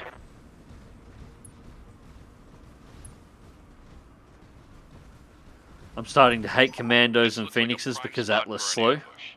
Be careful, Commander. You don't want to get caught in a crossfire. Nah, you don't say. Yeah, that is a thing. It's also just targeting them is a pain in the ass. It's not so much the Atlas itself being slow. It can be difficult to keep up with them in targeting, but you only need to hit them once, just once. Acknowledged. That's usually it.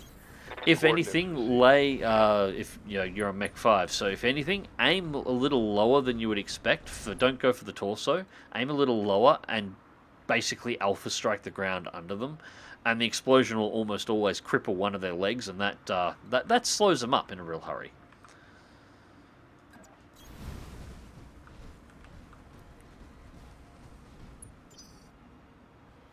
Though most of them die to one good alpha strike. Yeah, pretty much. Except the Phoenix Hawks have really odd hitboxes.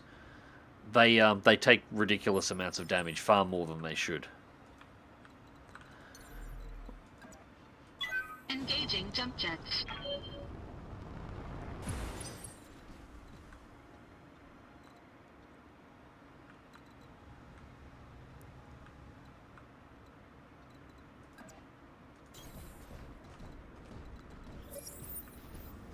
I've got something.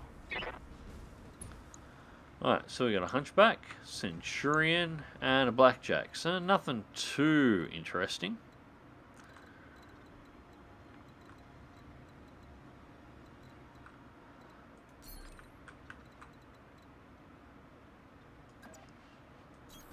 Moving out. It's really just a question of who is going to be the biggest threat to my mechs. Blackjack. Probably the Hunchback.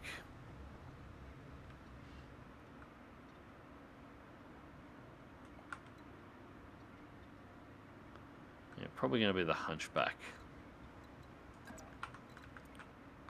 Why are we sprinting? I don't want you to sprint.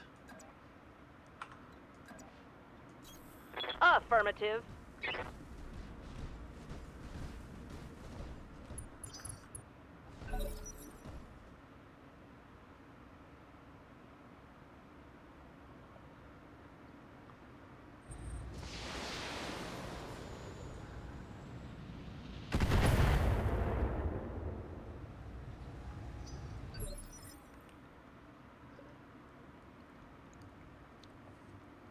Right, Receiving. Medusa. Start off with the Blackjack. We don't have enough points. We don't have enough points to actually do a precision strike. 40 resolve. This mech warrior has low spirit. Ah, of course, we should have waited one extra day. It looks like that low spirits is going to bite us in the ass. God damn it. Oh, well, 80, 80, 80. Now, let's get the Hunchback first. We got to deal with that AC-20.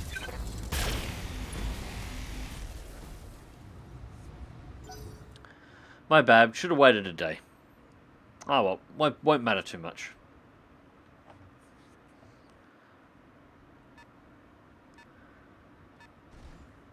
$45-ton Phoenix Hawk coming around the back. That's alright.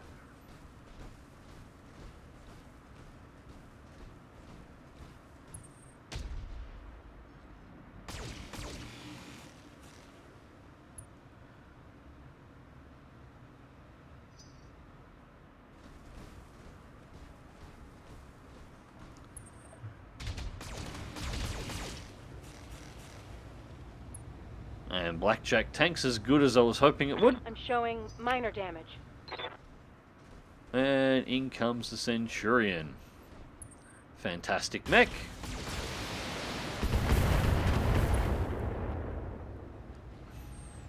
Damage is light. I should hope so. Alright, so now Receiving you. I'm not going to move Gyro Jet at all here. Pull that medium laser out because that one's a little bit low, and I do want to keep some of the heat under control here, so we're probably going to pull 2 mediums. That should get us 2 cycles of all the weapons.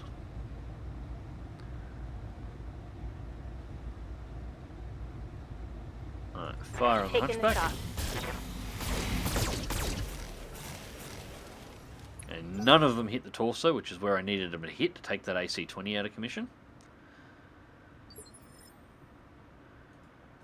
Yeah.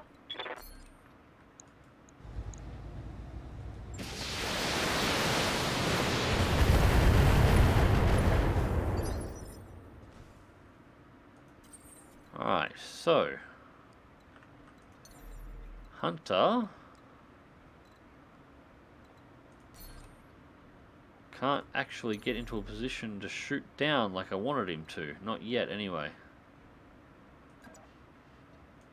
Engaging jump jets. We'll jump over and clear the terrain to here, and the next turn we'll be able to get up and over and be able to shoot down and act as the blocker from this side, or at least that's the plan. We can hit the blackjack from here. So LRM-20. Engaging target.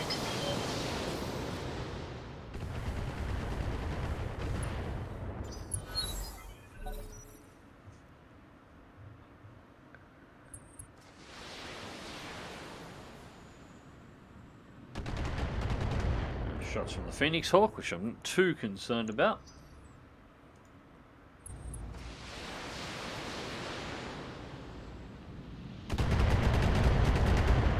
No, that's not the Phoenix Hawk. There's somebody else over there that the Highlander hasn't picked up on sensors yet.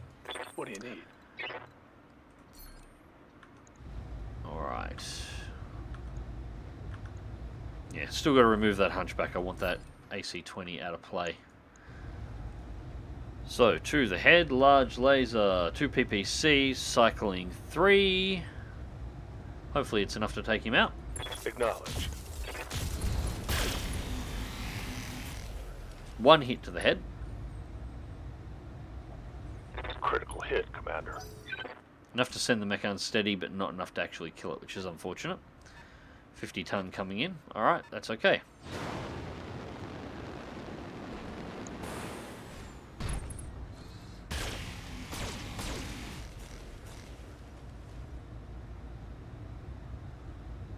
Well, that weren't nothing.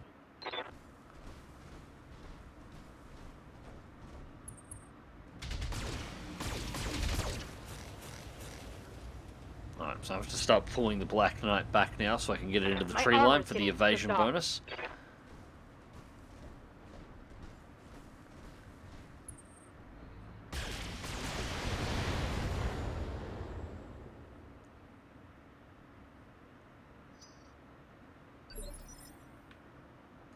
Waiting for orders. Yeah, that's going to be, you know, we're going to have to go 1 turn.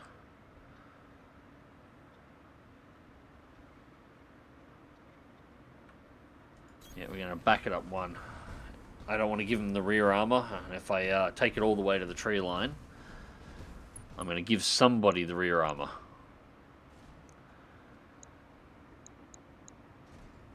Hunchback will be down in the next round. I think the Blackjack, we pull 1 more medium laser out of play. Although, at this range, still 65 over 80. What's to the Centurion? 75 to 70. We could pull the larges out, put the mediums in, and we'd actually be better on heat. It would actually cycle down heat slightly. Right. Copy that. Strip some armor off the Centurion and get it ready to take its hits. Alright, AC-20 round incoming. Hit and takes it.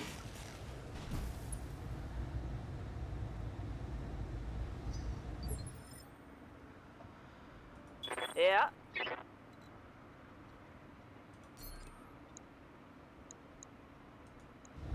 Alright. Yeah, really need to engage the Phoenix Hawk at the moment. Location confirmed. Nope, that's not going to be the way to go. Fair enough.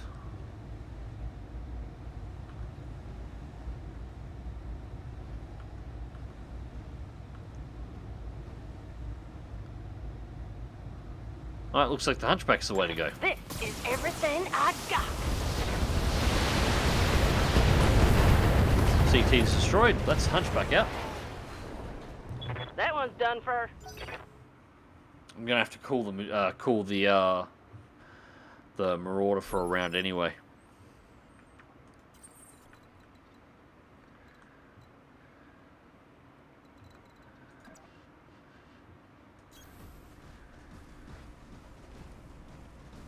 Now the reason I've got the Highlander up here is because I want to hit the guys that are up on this side. I can Gauze Rifle the Blackjack from here. And the Centurion. But I can only hit the Phoenix Hawk because of the building cover with the LRM-20. Not as much of a sniper position as I was hoping for. Oh, supporting fire on the Blackjack.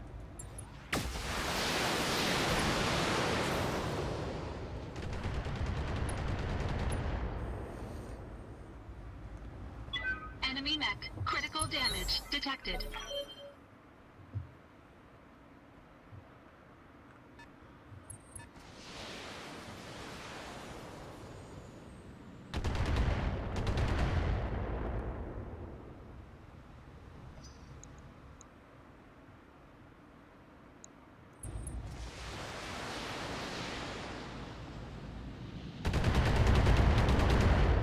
Couple of decent missile carriers up there. Aye, aye. Alright, so yeah, you need to cycle back and cool down for a round.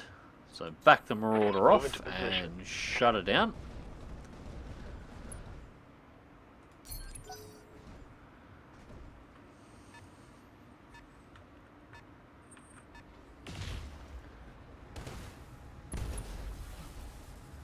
Alright, now stuff's going Reporting internal on the internal Black damage. Knight, so that's a problem. I need to get these snipers that are up the hill at the moment down. Damn it! I'm hit. And we've got an injured pilot. Armor blow through. Garage Internal only damage. just got out of the med bay.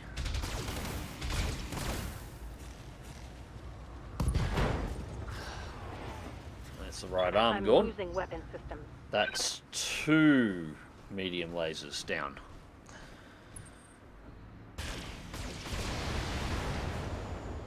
Starting to think maybe putting the Highlander up there wasn't such a great idea. I'm under heavy fire. Ready for orders.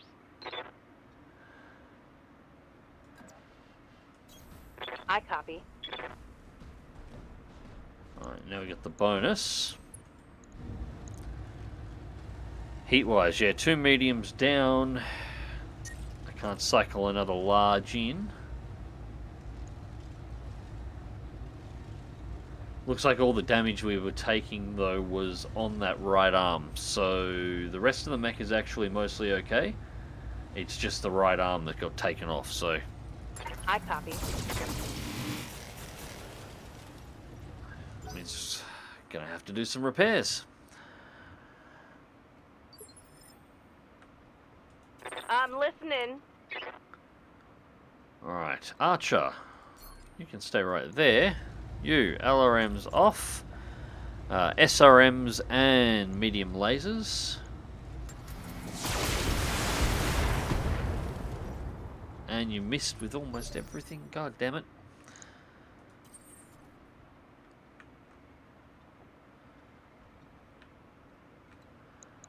Right, 50 ton, 20 ton. You really need to fire on.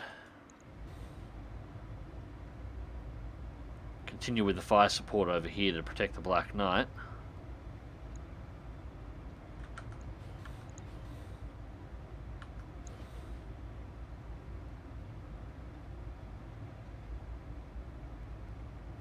Actually, I think the easiest way to protect the Black Knight at the moment, can I hit a position?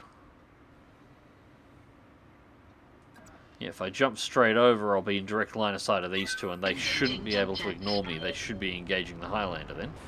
Oh, we've got more. 30 tons. There's 60 tonner. There's a catapult over here, I reckon. Trebuchet.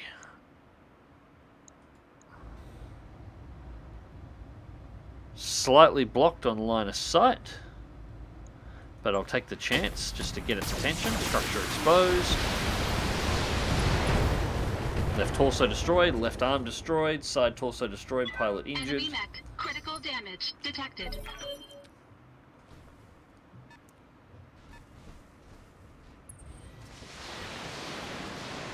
Yep, okay. That's got him shooting at me and not shooting across the map. So now the other three can clean out the rest. Minimal. And then can give the Highlander support. Now, the question is...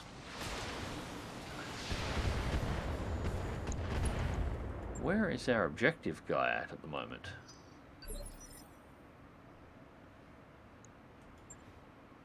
He's still somewhere all the way back up here hiding. Yep.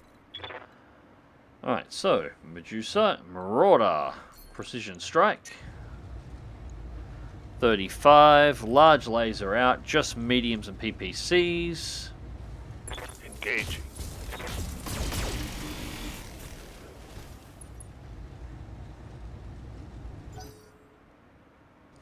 Damn it, not enough to take it out.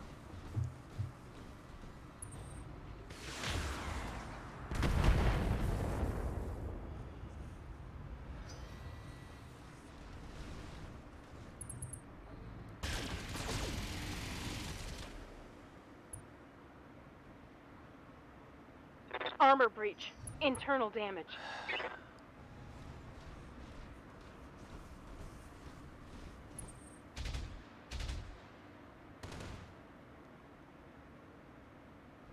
Damage minimal. Yes, Commander.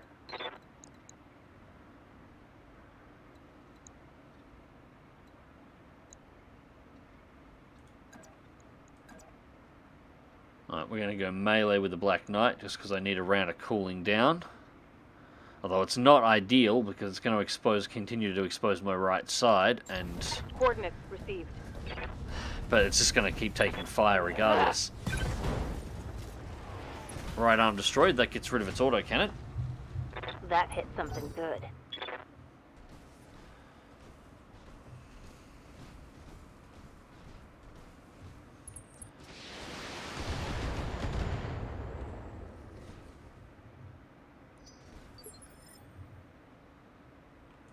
Commander.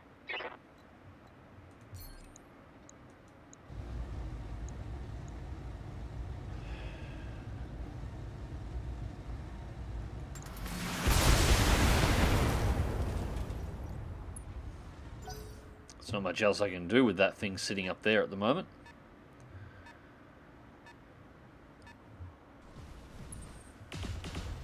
And chat's gone awfully quiet at the moment. What are you guys all up to? Should probably check. Am I still actually Warning. streaming at the moment? Armor Still low. seem to be.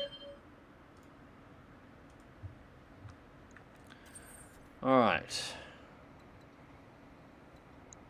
Oh, it's a buddy rifleman that's actually up here at the moment. That's a 60-tonner, not a catapult. Alright, so...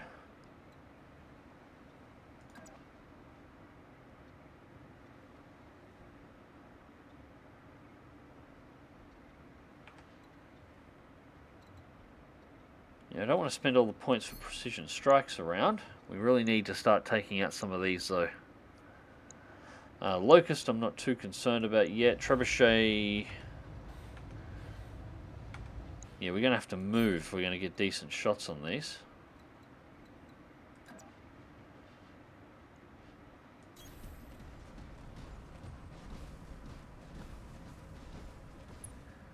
Somerset, sorry, was making tea. Tell, hitting a low energy patch in the day. Fair enough.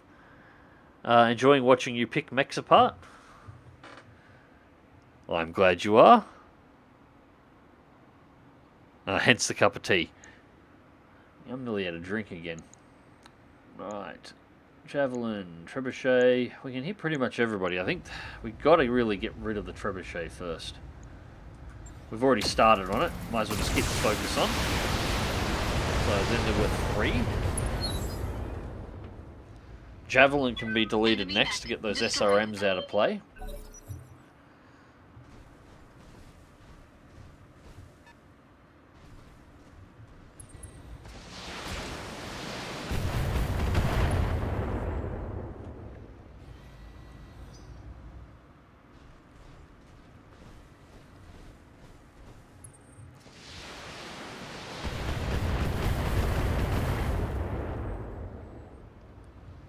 Damage minimal. Good to go. Marauder still hot.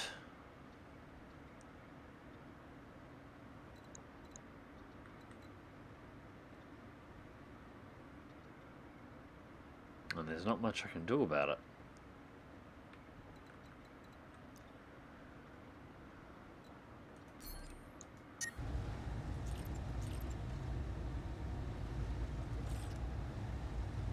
Go without the PPCs.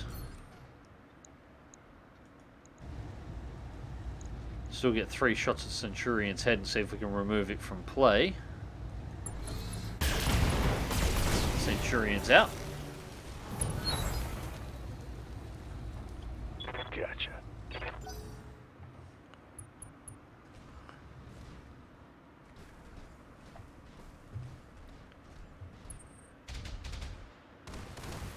Yeah, so we've got I've got a Centurion as a moneymaker at the moment. If we've,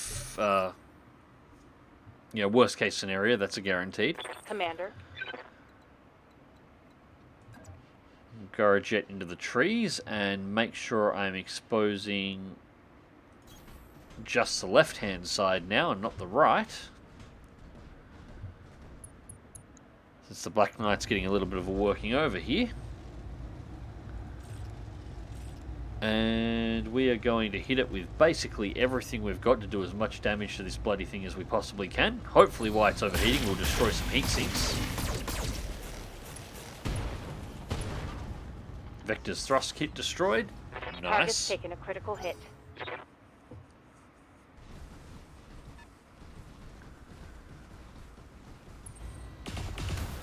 Also doing story mode, finishing the main campaign of the base game. Yeah, it's a pretty average story in Mech 5, isn't it? Warning. Armor low. Right here. Alright, I think the rifleman just got itself upgraded to next thing I'm going to destroy. Alright, Phoenix Hawk. Do this again. Hopefully this time something will break. There we go. That's what I wanted to see. Left torso destroyed, left arm destroyed, pilot injured. I think I hit something special there. Actually, with the jump jets and the vectored thrust kit destroyed, I'm not entirely sure the Phoenix Hawk can actually get off that rock anymore. I think it might be stuck there. If so, that would be fantastic. Alright, so let's slip into the tree line over here for a little bit of cover on the Highlander, although I'm not sure how those trees are covering a mech that large. Unfortunately, it doesn't quite work. But we'll take the rifleman next.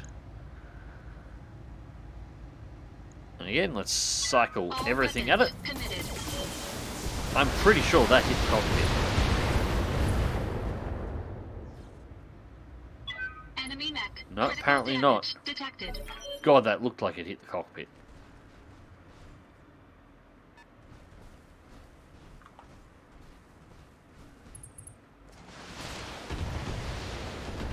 Yeah, the story is rather meh. Yeah, it's disappointing. There are so many good stories that they can be turned into games as well.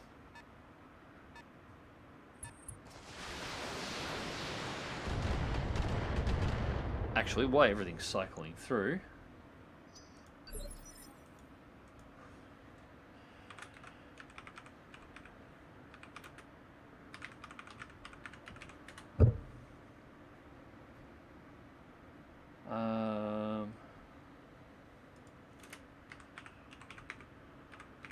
Sorry, I'm just quickly searching something up on Google here.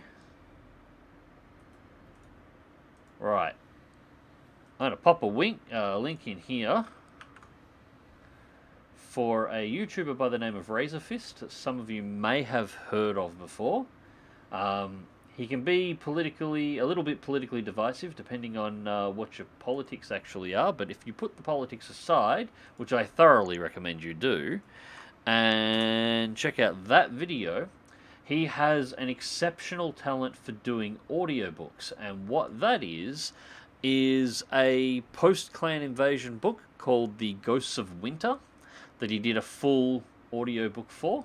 That is amazingly well done. It's actually better than most audiobooks you'll pay for. And it's one of the smaller stories from the MechWarrior and BattleTech universes that is unlikely to ever actually get an audiobook. And if they ever want to do one, I seriously think they should just pay him and put it on Audible. The other one is the second one. Here, he's done 2 of these. That one there is for a book called The Ideal War, which actually features a Phoenix Hawk as one of the primary mechs, and it gives you a moment of understanding in it of exactly why weapons of mass destruction are banned in the BattleTech universe and why nobody uses them. So, yeah, a couple of freebie audiobooks into the BattleTech universe for those of you who are only just getting into it, or for those who haven't come across those before. Excellent reading on them. And they give you a little bit of an insight on how it all works. It doesn't matter that they're based at the time frames that they're based in. The books work as standalone. If you know a little bit about the BattleTech universe, it'll make more sense. If you know nothing about the BattleTech universe, it will make sense. So, cool. Yeah. There we go.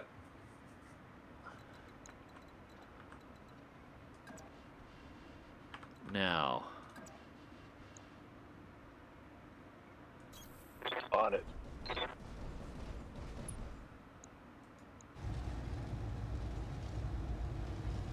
can I decapitate you? We're actually going to cool... If we keep just firing the medium lasers and the large lasers and keep the PPCs out of cycle... Pardon me. It's still going to take us 2 hits to be able to take a head off this thing. But we're actually going to cool off enough that we can potentially fire the PPCs again without stopping. Although I don't think either of those hit then. Yeah, no, that was a triple miss.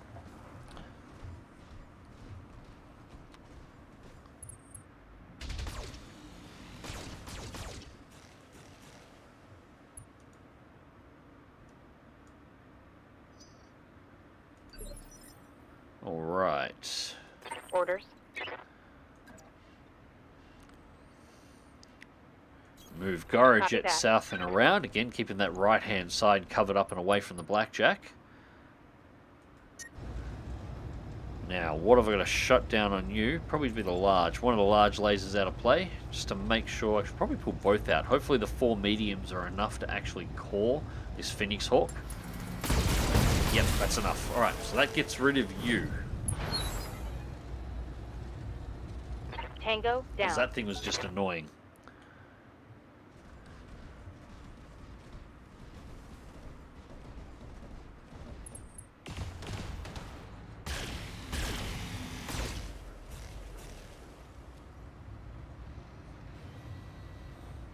Warning.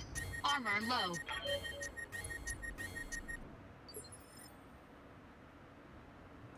Commander. Alright, so Shocker. Now, Shocker needs a cool off at the moment, which happens to work out fine because we can come in with the Archer and go On my melee. way. Gonna get physical on him.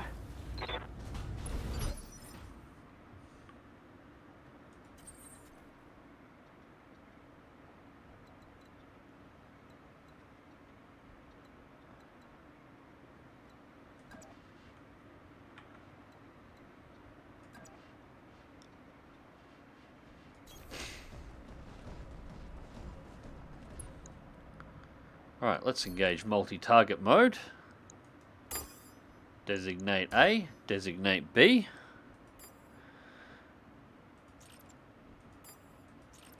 Only the LRMs can hit B. We're not going to fire the Gauss rifle at all. 50% chance on the SRMs on the target. That's just because the Locust is so goddamn fast, but that's alright. Engaging multiple targets. Right leg destroyed. Knockdown and evasive lost. And medium laser Enemy crit mech. on the rifleman. Critical damage detected. So that worked out nicely. Now that Locust is going to be fairly easy to deal with. That'll get rid of its huge evasion bonus that it has.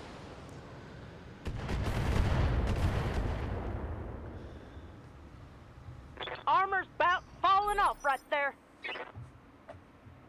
It's alright, it's fine. Precision strike on the... No, hang on. Probably need to move first so I can actually see it.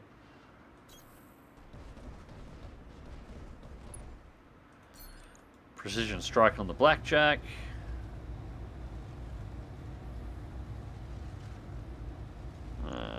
I'll take a shot and see whether or not we can hit the head, but that's about...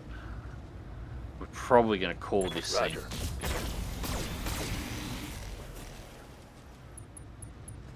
We did hit the head, but the core's just about gone.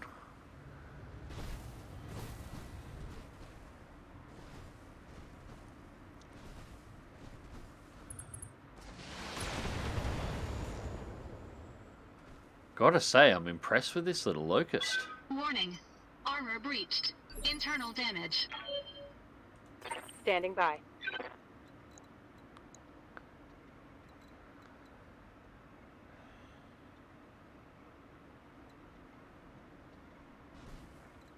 If I hit this thing anywhere in the center torso, it's probably going to die. Roger. We'll give it a shot. Locked on for physical attack. That's a knockdown. Maybe the knockdown will be enough to kill the pilot after he's taken a hit in the head. Knockdown, pilot injured. Okay. BattleTech power-up detected. Oh, rifleman's powering itself back up after it overheated itself. That's fine. Reporting.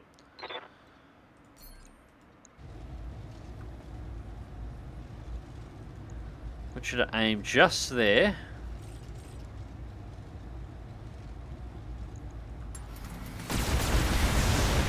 Come on, blow the torso. Center torso went. Oh well. It was a nice attempt. It was a nice attempt. Not much else we could do there.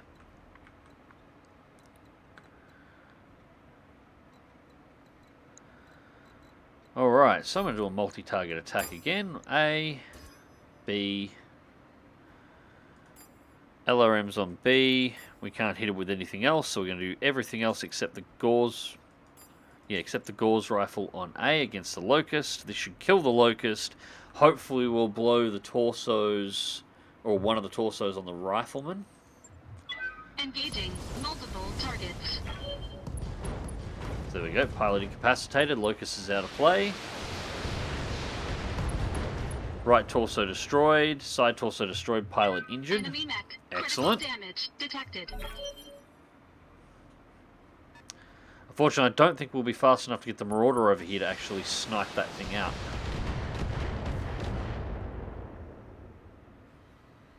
Warning. Armor breached. Internal damage. Yes, Commander. Alright, if we sprint Got it. as fast as we can, we're still probably not going to be in range.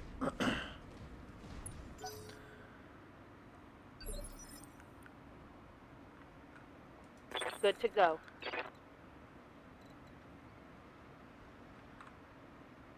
Black Knight, yeah, we'll keep heading down the south way. side of this, so we keep that left-hand side clear.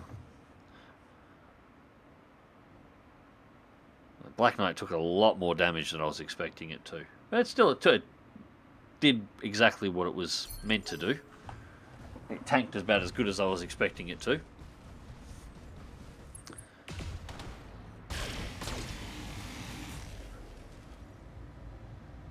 Come on, Highlander, you can take a few more hits. Warning. Armor breached.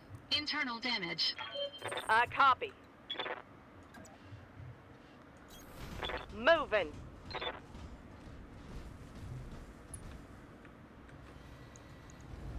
Alright, LRM 15s Confirmed.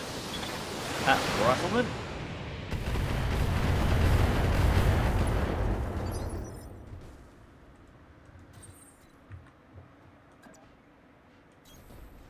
Unsteady, turning with the right, or with the Highlander, and I want.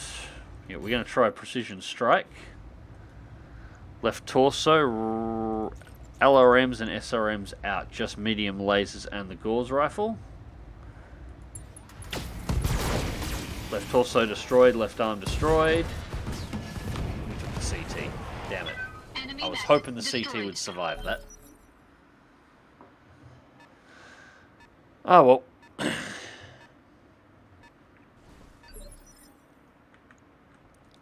Standing In that by. case, Medusa can now start heading north All right. to go Full speed. find the cicada that we're actually after, the actual mission objective.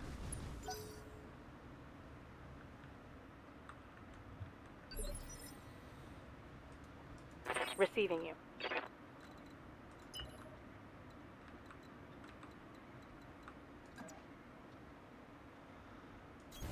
Going full throttle.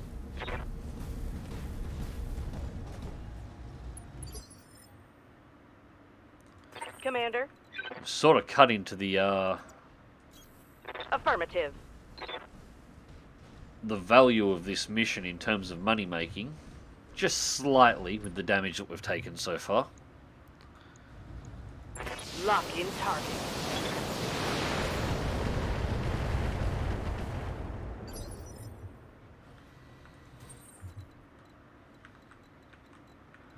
Right. That should give us direct line of sight. Present left-hand side torso, because that's the side that's actually still fine. SRM's in, LRM's in, and let's just alpha strike this javelin All out of weapons existence. committed.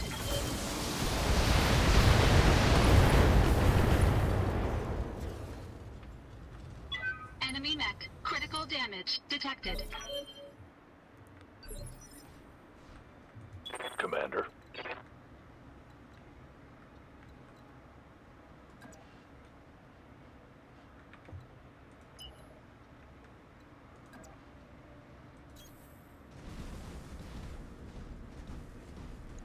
There it is. We have the cicada.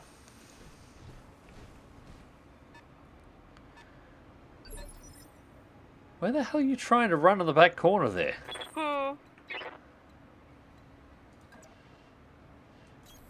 Confirmed.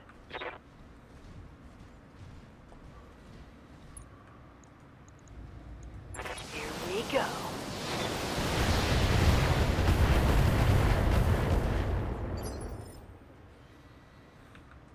Waiting for orders.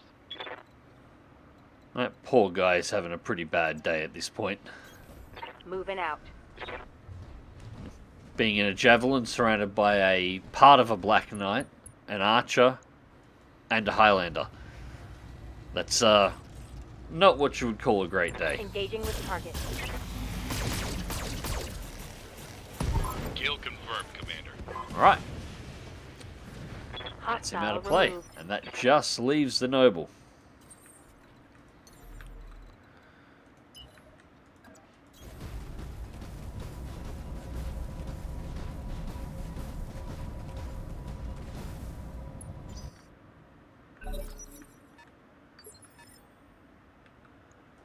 Medusa. Walk in.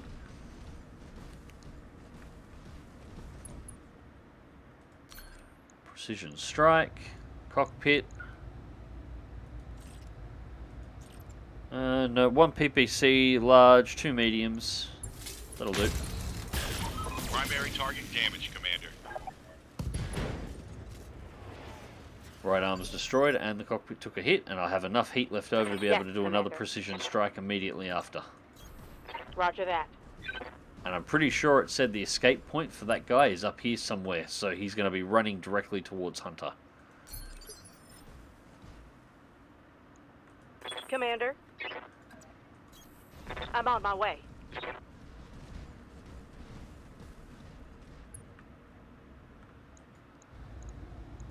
Affirmative. Pretty low chance to hit, but I might as well lob the missiles off while I've got them.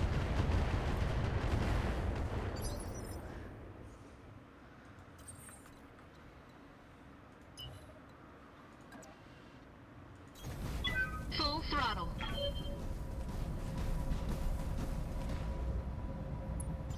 Our target is bugging out. Yep, there's Stop the it denial before it gets zone. away. And my Highlander sitting right next to it. There is no chance of this guy ever escaping. Alright, 35 to the head. Once again, PPCs, large laser, 2 mediums. I'm on it.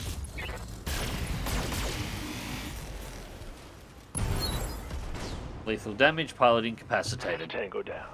Mission completed. All targets eliminated, sit tight and collect you from where you are right now. Mission successful.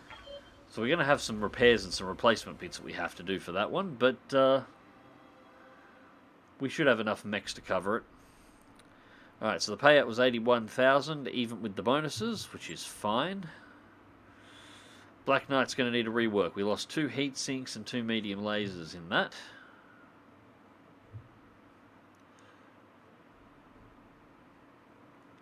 Largely superficial damage to the Marauder and the Archer, a little bit internal just from the armor wear down on the Highlander, although it still had 914 armor left over. Alright, so one part, we've got a Hunchback now, so that's the first part of the payment. Yep, we also recovered a Phoenix Hawk from that mission now. And a Trebuchet, so that's 3 mechs so far. And if I take the 2 parts of the Cicada, we've also got a Cicada, so 4 mechs. Yeah, 4 mechs. Phoenix Hawk, Trebuchet, Hunchback, and a Cicada. And everything else is just gravy. 23 items received. What did we get? We got a part for the Blackjack. We got a part for the Centurion. We got all 3 parts for the Cicada, so we're going to have a Cicada plus 1 bit left over. Hunchback bit, obviously. We got 1 part for the Javelin. We got the Phoenix Hawk part we collected. We recovered 1 part of the Rifleman. And the part of the Trebuchet that we grabbed. Large laser, LRMs, lots of medium lasers. So all the parts we need to actually repair the damage that we took. Thankfully heatsinks and medium lasers are quite easy to replace. Yeah, it's not a major issue. I was just more concerned about taking any more significant damage to the mech.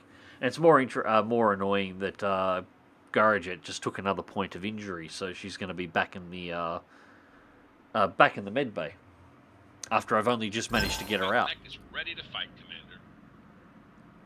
Alright, we have a Trebuchet to sell, That mech you a asked Phoenix for. Hawk to sell, That mech you a Hunchback wanted? to sell, That mech is a ready Cicada to fight, sell. Commander. Battle mech repairs needed. Yeah, that's alright. I'm pretty sure we can sort that out. Right, so first things first, I need to get rid of all the junk mechs, so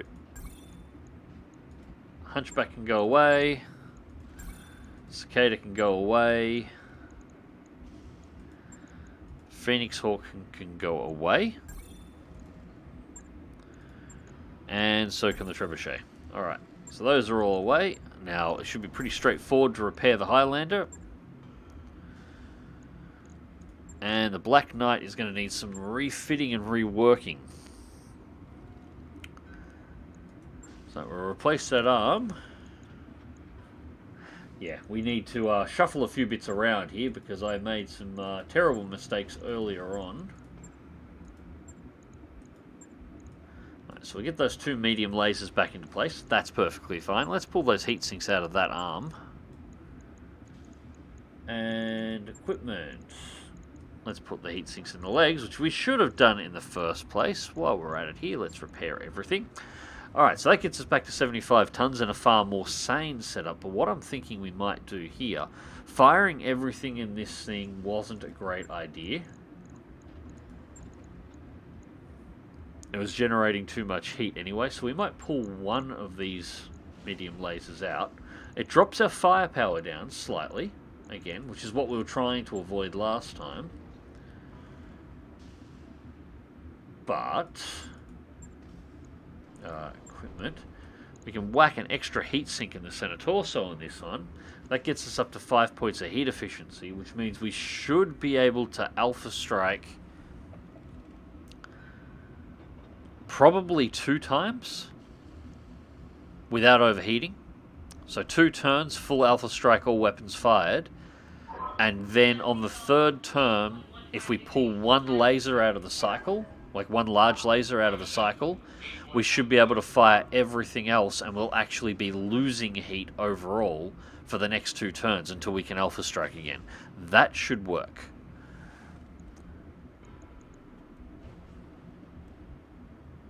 And that should be on a desert map like we're on there. On a cold map, we should be able to just keep shooting constantly without stopping. So we'll do that. Pull 1 medium laser out of the cycle and whack an extra heatsink in. Now, while I'm here, let's go to the store. And we want to be selling. And we're going to be selling mechs. So, sell the Centurion. Sell the Cicada. We'll keep the Griffin in storage, the Dragon in storage for the moment. We're going to sell the Griffin because it was a thing. We'll sell the Phoenix Hawk. The Thunderbolts were to be sold. Or at least one of... Yeah, no, we'll sell both the Thunderbolts.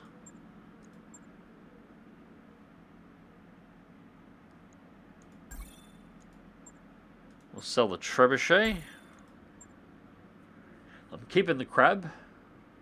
Keeping the Zeus in storage on the off chance that we need it. Keeping the Quick Draw in storage. The Hunchback can go.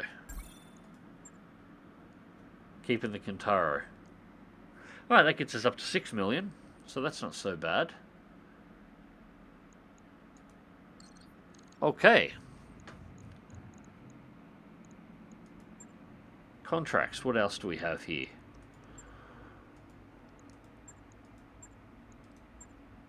Capture base. And we've got the assassination mission back in Weldry. 16 days to transit, they pay for it, but it's a 4-skull mission.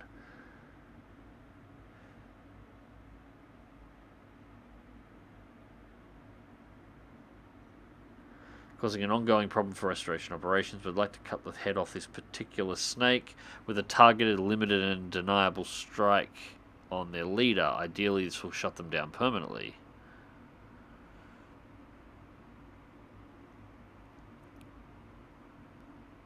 God, it's so tempting to take. It's a 4-skull assassination mission for the Arano restoration, which gives us huge amounts of recovery options.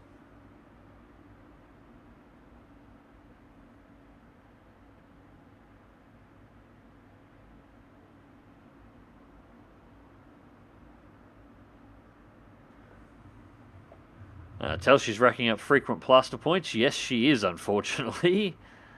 Would still move the heat sinks from the arms to the legs. Yeah, that one was going to be done.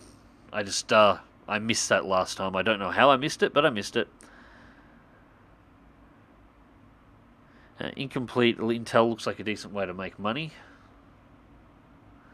Yeah, but money's not something that we're concerned with at the moment. We're on 6.3 million. It's all about the mechs. And at this point, I'm running out of time at the moment. It's 2:39 in the morning, so I'm going to have to make some choices.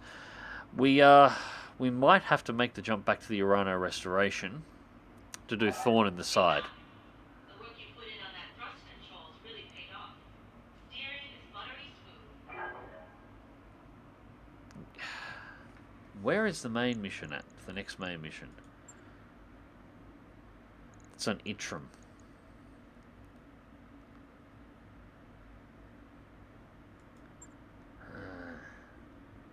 Do I take this? I'm going to leave this up to chat. Do I take this one, or do I jump into the navigation map and we keep moving on and see, move a little bit further away from the front lines and see exactly what we've, what else is floating around?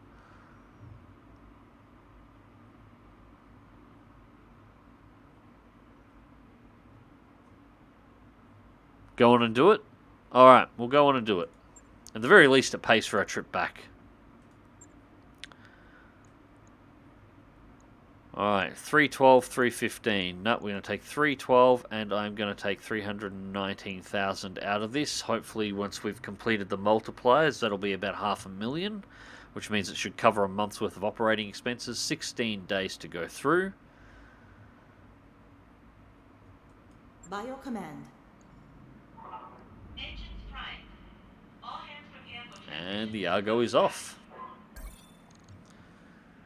Reputation update. The Capellan Confederation. My superiors thank you for your willingness to take on challenging tasks. You are making an invaluable contribution to our advancement of Capellan interests in this region. You can view your faction reputation stats in the CPT quarters. Or the captain's quarters. Actually, we might do a quick mech color change here. I'm feeling... I really wish you could just have some of the camo schemes out of MechWarrior on this. This system is really basic.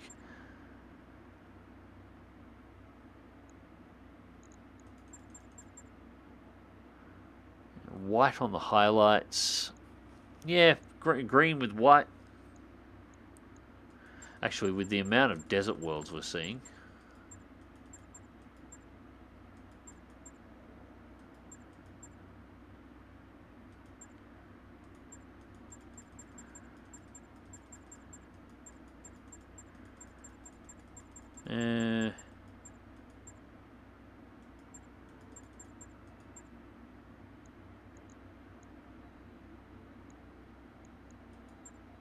Yeah, it might just go in drab. Drab with white highlights around the face. Yep, we'll save that. Now, what is our reputations? Our financial status. It's about 500,000 for the lot. Capellans, we're doing really well on. Federated Suns, we've barely encountered. We haven't ran into Illyrian Commonwealth yet. We've done nothing for the Majesty, even though the Majesty's been filtering money through to the Arana Restoration, who, you know, love us to death, because of course they do. Pirates hate us, the Taurian Concordant hate us, Free Worlds League, no encounters with left, and the Draconis Combine still haven't wound up doing much for. You can always come back after the next stream and search for assaults. Everything looks better in pink. No, it doesn't.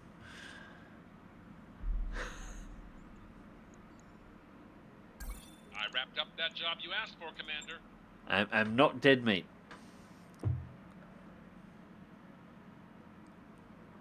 Alright, on the upside, Archangel's going to be out of hospital finally, so we can finally put him back to work. And jump.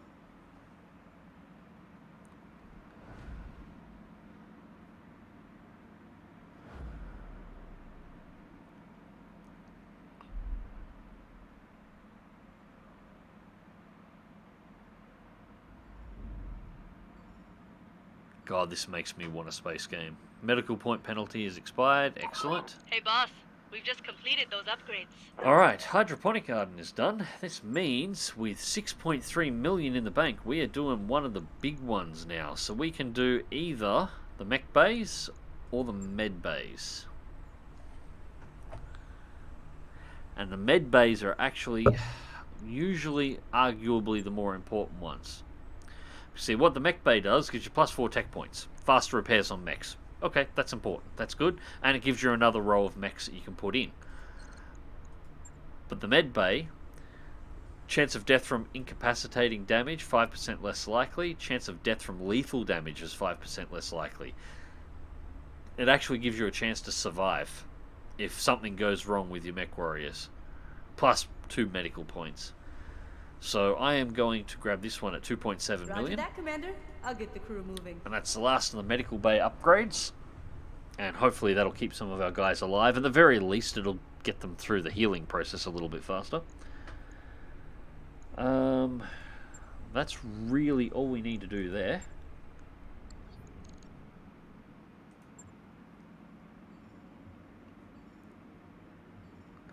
And Garajet's now back out of the hospital again, so everybody's up and all of our mechs are up.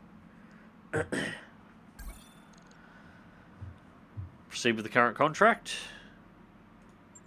Yep, we will proceed. Now, we're going to make some changes on this one. We're keeping the Marauder in place. That isn't changing. The Black Knight, or the Archer rather, is going to get pulled. And we're dropping the Battlemaster in. Actually, we're going to swap them around. Battlemaster, Black Knight.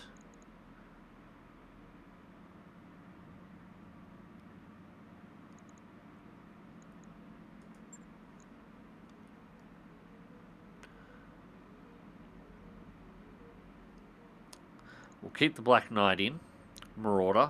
Yeah, Battlemaster, Highlander. Keeping Hunter in the Highlander, as he should be. Garajet is out. And Shocker is out. Medusa stays in the Marauder. I want Decker in the Battlemaster. And we are pulling Archangel out for a return in the Black Knight.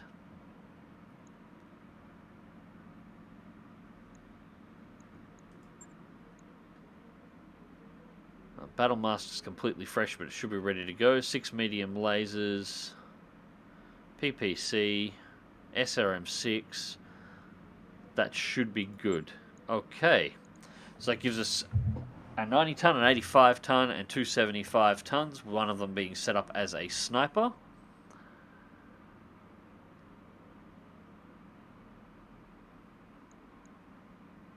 Right, deploy. Now all you need to find is a mech jockey with the call sign Goblin. No, no, no, we really don't. We don't need another Goblin. It's bad enough I had to cycle him back in because Buddy Mustang got blown out of the cockpit in Mech 4. God, that was a rough stream. That was a rough series of missions there. I have no idea what the AI was up to. I've never seen it act like that before. It's normally reasonably good. It follows closely and it doesn't get... But it was just getting stuck. It was just having constant pathing errors. So, that sucked. Lost all those Lokis. Ugh. So many of them. That hurt. Command interface initiated. Goblin in pink. I'd rather put a Goblin in an airlock. I found a Dead Space Pokeball. Okay. You found a dead dropship.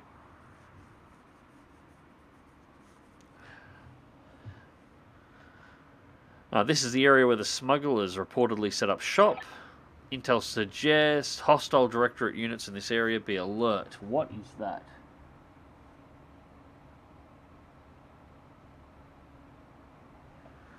I can't see because it's got its headlights pointed at me. That could be a... no, I can't really call on it. I can't really tell. Now, once the target is down, head for the extraction point and pick up. No, I'm going to kill everything. This reminds me of my childhood, back on the farm. Thanks for that input. At least the green was the right pick on the mechs. They fit right in now. It actually makes sense, rather than having a bright red mech hiding in a forest.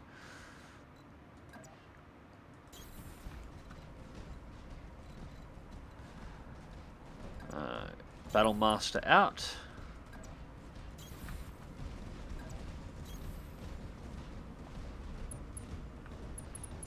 This looks like a prime spot for an ambush. Be careful, Commander. You don't want to get caught in a crossfire. You don't say.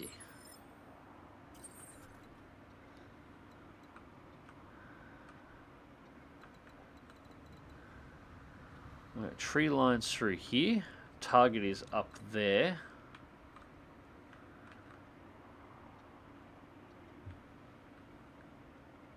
Doesn't look like any defenses at those buildings.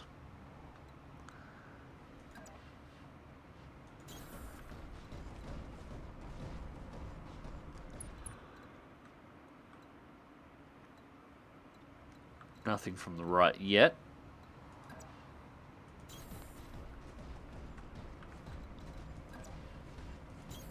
Move into position. Just keep everything sort of grouped up over here.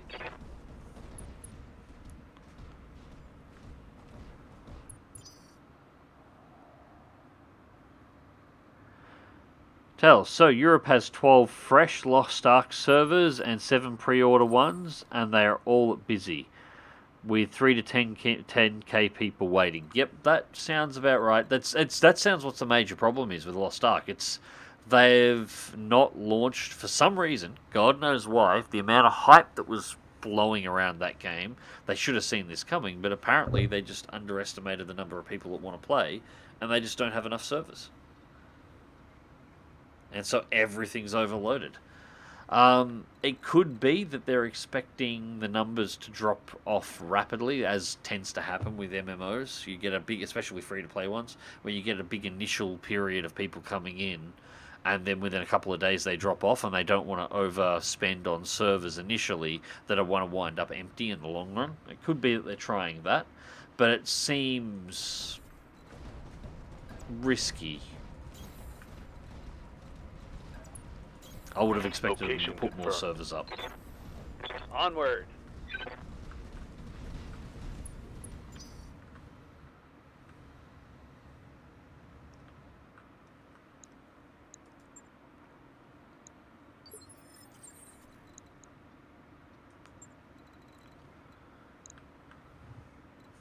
Still nothing on sensors anywhere.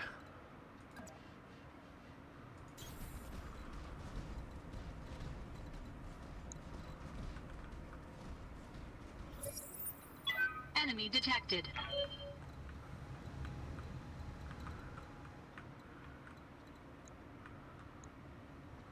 Well, it's 80 tons.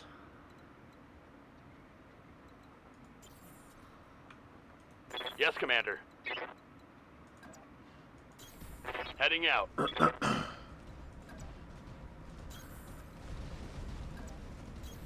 I'm walking here. It could be a Victor. It could be a Zeus. Oh, sorry, an Orion, rather. I think. Yes, I'm Commander. not sure. It was definitely humanoid. It was a humanoid mech. It wasn't a chicken walker.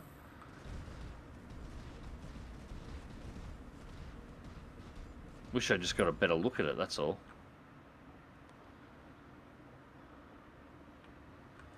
Although I can now. Let's find out. I've got a sensor lock. A Victor? Really? Well, They've got a lock on me. I'll take a Victor. Commander. Alright, Battlemaster. You're going to be going this way. Moving to position. Because there's only going to be one guy over there, and I want that. I will quite happily take that. Acknowledged. So I'll spend the rest of my time engaging the reinforcements that are coming in.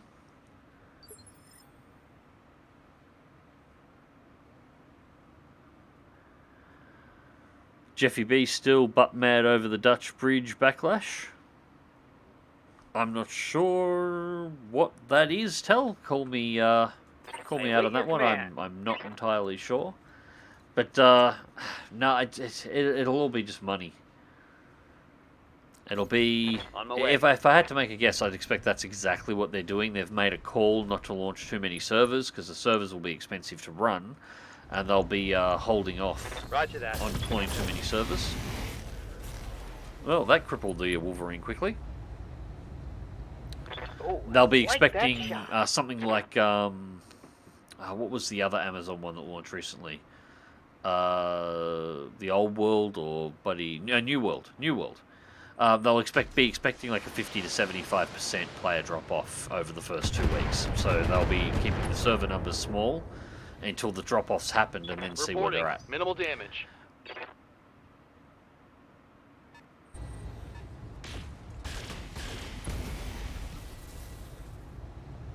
Oh, you just got the Night Star, did you, Devil? Losing lots of armor.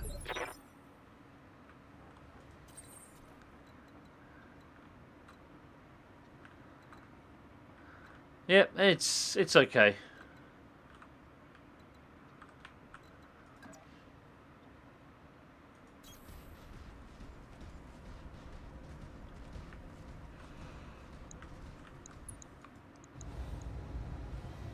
Gauze Rifle and LRM-20 uphill to the Wolverine. Engaging target. Right arm destroyed. Enemy mech. Critical So damage detected. we've disarmed the Wolverine.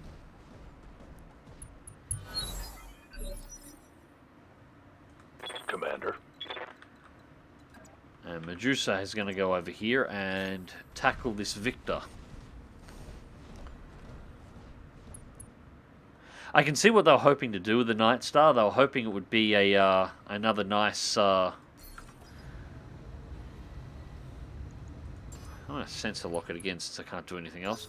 Hoping it would be a nice new hero mech for the MechWarrior franchise, but it's not iconic enough mech.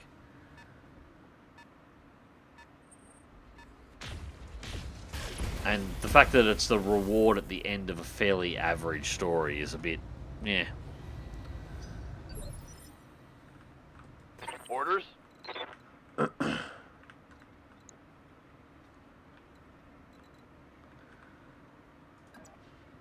Alright.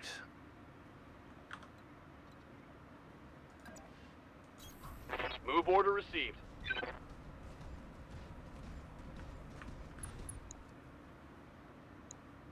The Rifleman. Got a pair of 75 tonners up here too. Ooh. I still want the Victor, but we're going to have to get our focus on here. Actually, we'll probably focus the Rifleman first.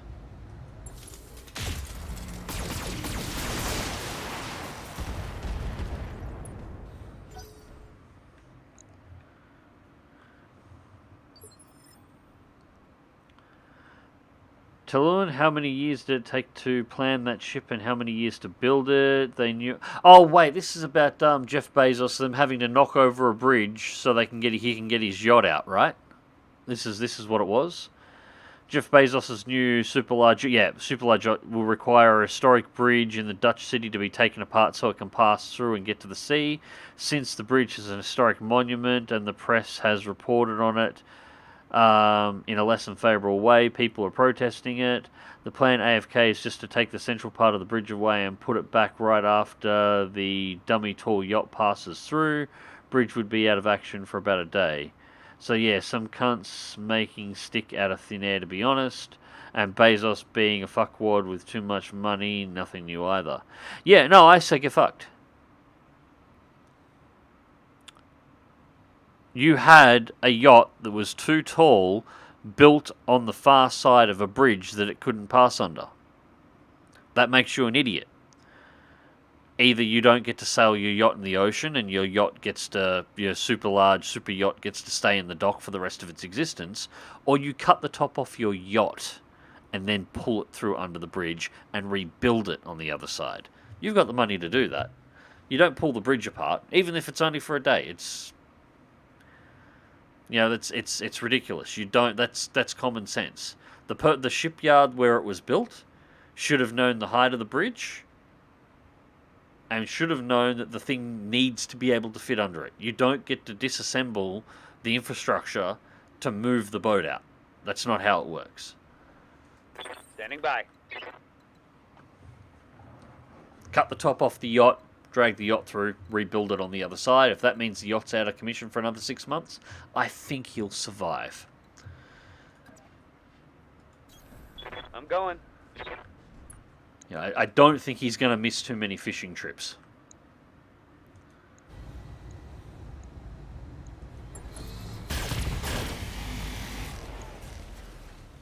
That worked nicely. Reporting critical hit. Looks good, but it's not a Hatless or even a Hamoto in terms of design. Yeah, a Hatamoto in terms of design. Yeah, it's like Night Sky's cool, but it hasn't got that bit of I'm wounded. Well, that's a pilot back in hospital. Like if you look at any of the mechs that become iconic mechs for the BattleTech universe, they're all sort of original series mechs. You know, you got the Timberwolf, MechWarrior 2. Timberwolf was also MechWarrior 1. The Phoenix Hawk heavy hits, Commander. was the original from the RPG. the Mauler for MechWarrior 2 Mercenaries. MechWarrior 3 was the Vulture. MechWarrior 4, its cover box was the Vulture, but it really had...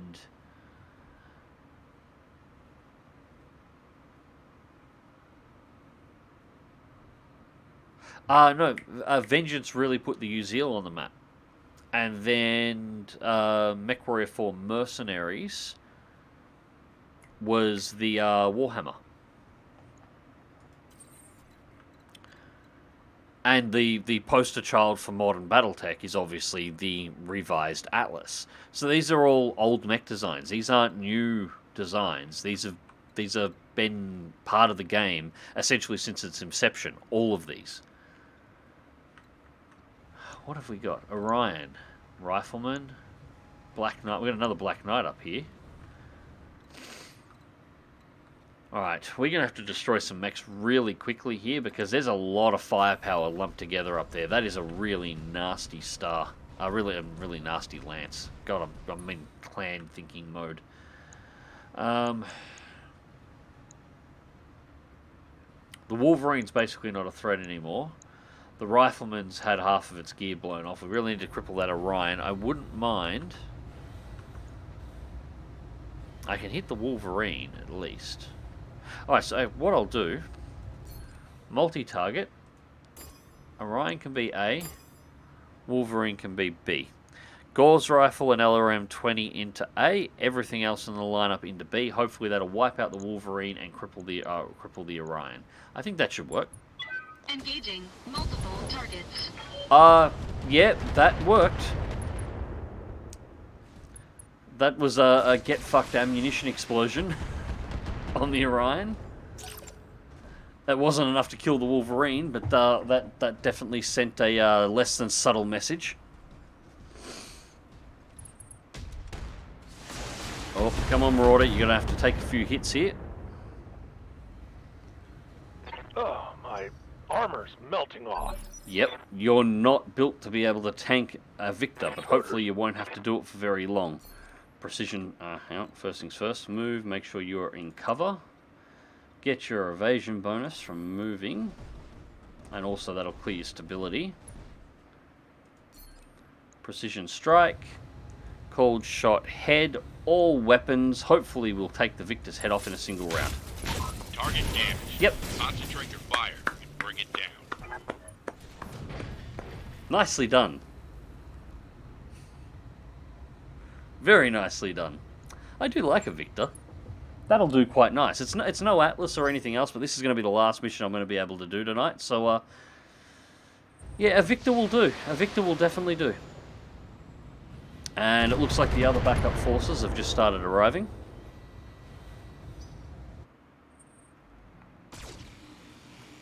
So yeah, we're going to have to get to work on taking these ones up the hill out as quickly as possible.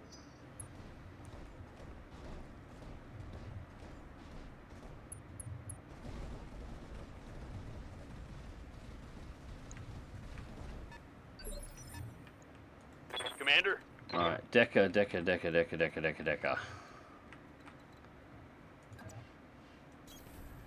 Into the trees. You're going to need the cover. You've also taken a hit to the head, so we don't want that. Right. Rifleman basically has no armor left. So it's a kill shot on that thing if we open up. The Orion's already crippled. The Black Knight, I want to take the head off. I want to shot it though. I want to crack it recovering that thing.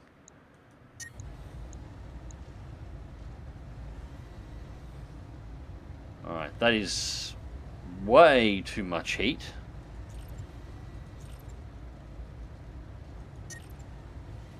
How much are we going to turn off on this thing? Let's...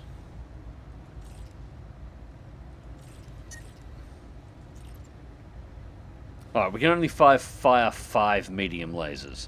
I think we might need to up the heat sinks and down the medium laser count on this thing. Roger that. It still looks like a disco ball going off.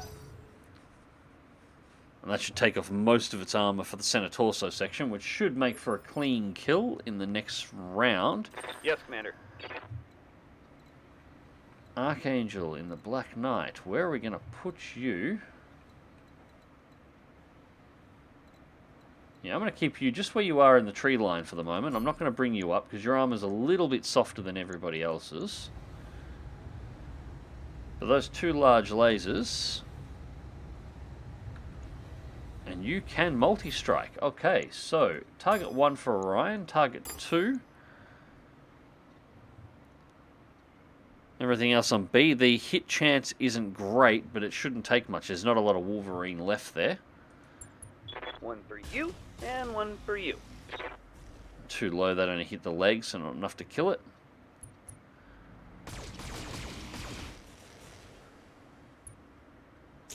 Not enough to kill the Wolverine either.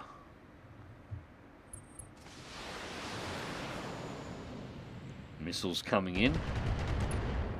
Not too many though, so we haven't got anything that's too serious in the support.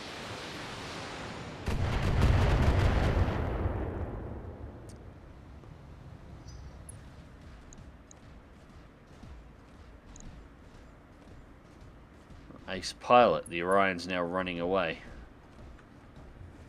Yep, Black Knight, please come to the forefront. That's exactly what I want you to do. That's beautiful.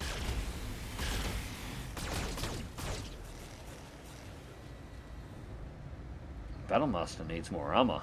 I'm taking internal damage.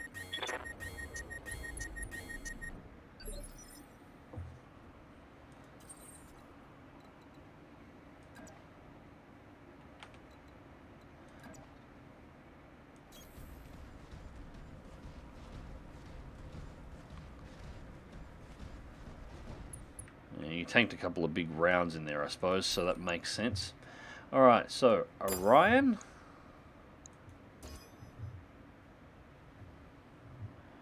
A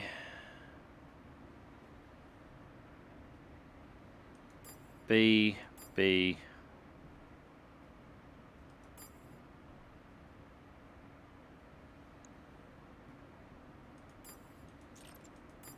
shouldn't need any more than that. That should be enough. Engaging multiple targets. Okay, 1 down.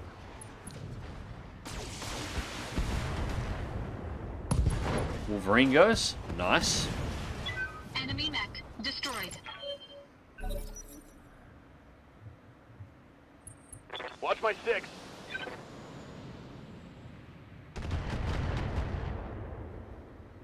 Yeah, we're going to have to get the rest of these taken out as quickly as we can so we can turn south. Commander. Now, Medusa. I need to get you up here.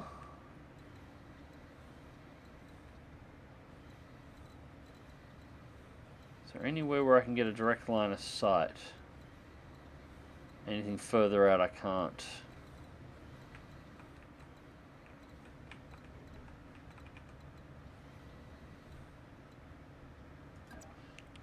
It's going to be about as good as I can do for the Moving moment.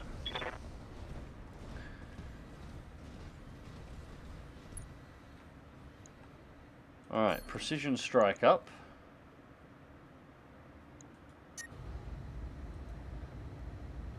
$35. We're going to overheat here on this slightly, but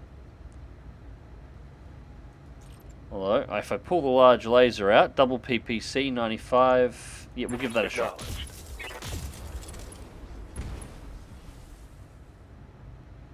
That hit something good. No, neither one hit the head.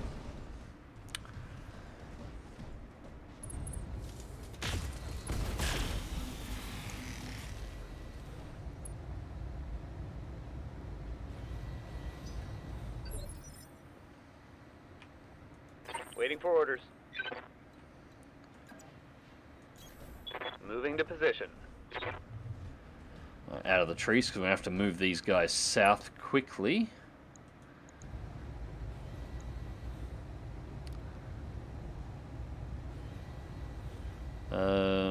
Probably pull.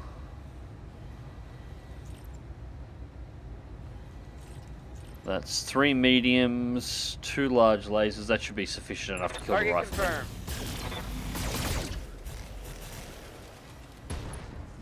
No, wasn't enough. I honestly hit thought that something would be good. enough to do it.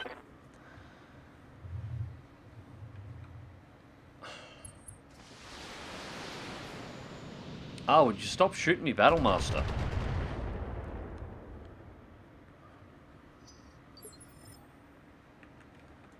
Waiting for orders.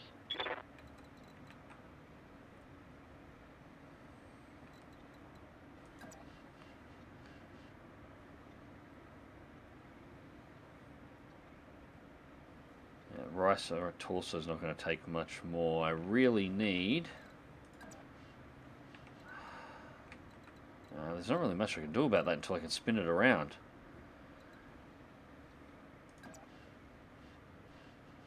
So that'll still give it the rear. The right torso is still... Sorry, the left torso, rather. Yeah, we might just have to go with that. Got it. Move it for the stability. You can go kill shot.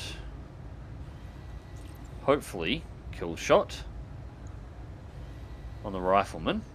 Firing.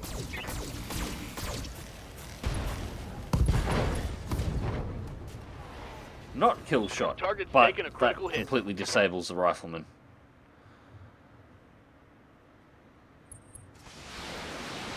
And more missiles coming in. This time they should hit on them. They're still going to hit that torso. It's not rotating enough.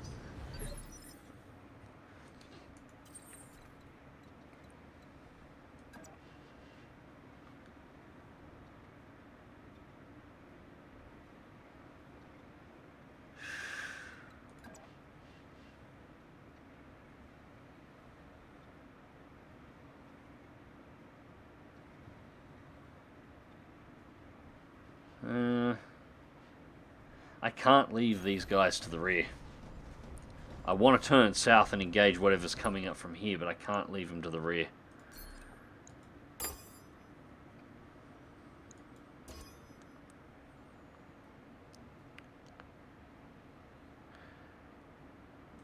B.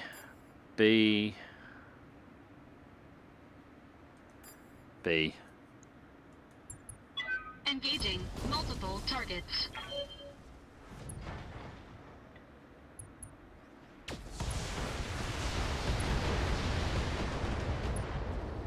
Okay, Enemy mech. Critical damage detected. that works. Battle mech power-up detected.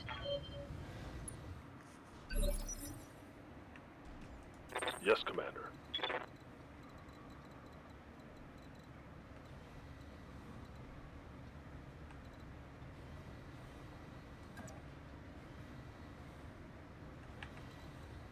Yeah, it doesn't really matter where I go, I'm going to constantly have this same problem.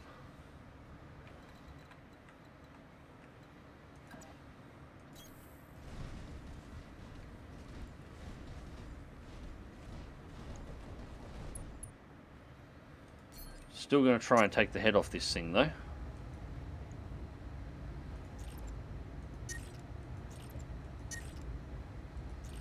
One PPC, 2 medium lasers, 3 shots at the head, precision strike on the Black Knight. Probably going to pop the torso.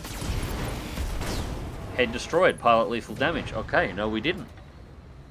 Hostile removed. Alright, Black Knight has been decapitated, so that's another potential recovery. I think we've got one part of a Black Knight, so we only need 2 more. And we've got a Black Knight out of this. To go with our Victor. And now... Good to go. That also means the guys down south at the moment that have been sniping up at us can't see us anymore. Affirmative. So they've now got to close in.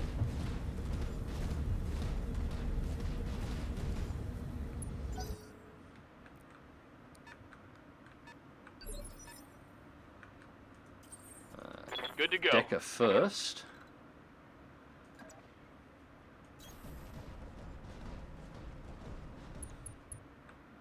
And we have a first one. It's a Griffin. I'm actually just going to brace because I need the cooldown.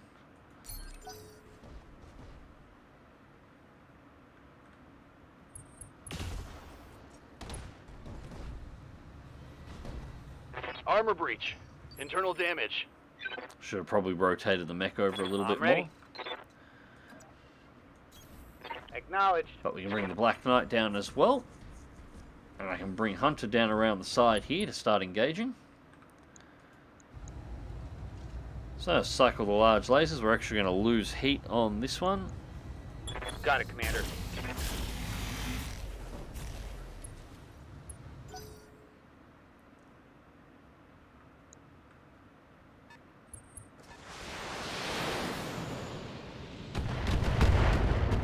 They just keep hitting that Battlemaster, don't they? That shot went internal. It doesn't surprise me. You've taken that many hits at this point. It's a 60-ton or whatever it is.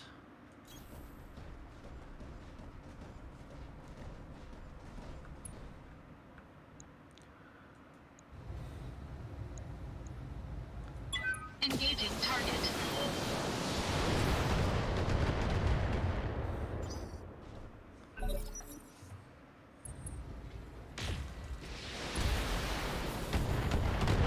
So they're shooting back at the Highlander now. That's good. The Highlander's got more armor. Damage minimal.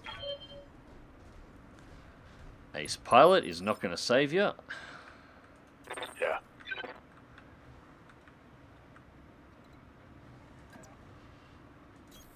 Confirmed. Alright, so Precision Strike, Griffin. Go for the head, and we can cycle both PPCs and the large laser for this one. I'm on it. Right torso and right arm destroyed. Not the head hit we were after, but that still hurt. Target's taken a critical hit.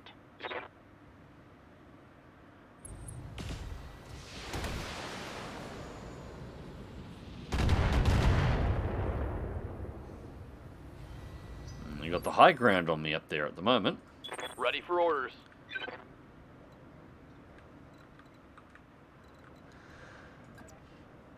Now, keep it facing that way. That'll clear the stability, get the evasion and cover bonus up, and that should present the undamaged side for hits. And we have enough heat, I can actually cycle the whole lot up and send... No, this thing overheats its... Yeah, we're going to have to take some weapons out of it. Nearly overheats itself just firing all of its own weapons once. That's going to need some improvements.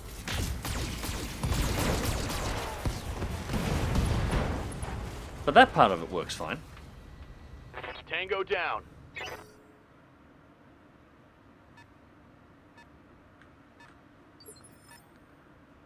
And that means our guys up here no longer I have live to spotters.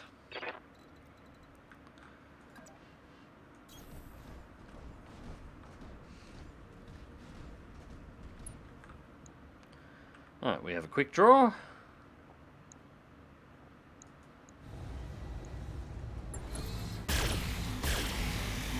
Not exactly the most durable mech in the world, so I'm not too concerned about that one.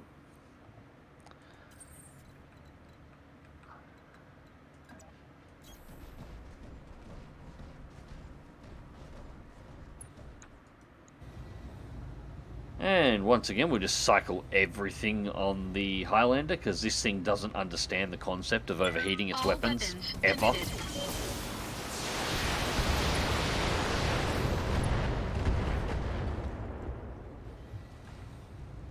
Enemy mech. Critical damage detected. Receiving you. Move order received. Alright, what status is it in? Quick draw is just about done. I don't think I'll even waste the precision strike on it. Just fire. Confirmed. CT destroyed. Quick draw's out of play. 67% destroyed, so the last mech up here is the last mech that we actually have to deal with. And it is another 60-tonner. Hopefully it's going to bring itself into line of sight. Apparently not. That's fine. Archangel can close in and light it up for us.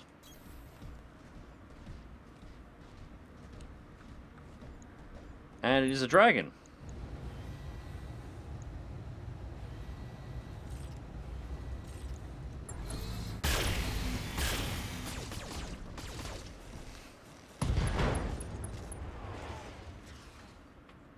That worked. This just in.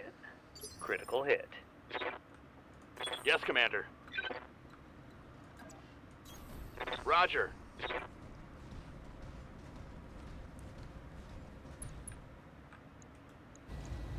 Only get into range with the PPC.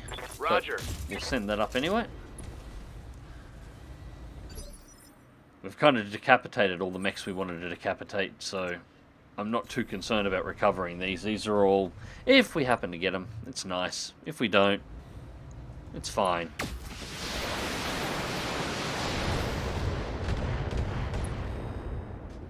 It's amazing though, I feel like the 2.5 skull mission that we did last round, it was actually harder than this one, and this is 4 skulls. Aye, aye. On my way.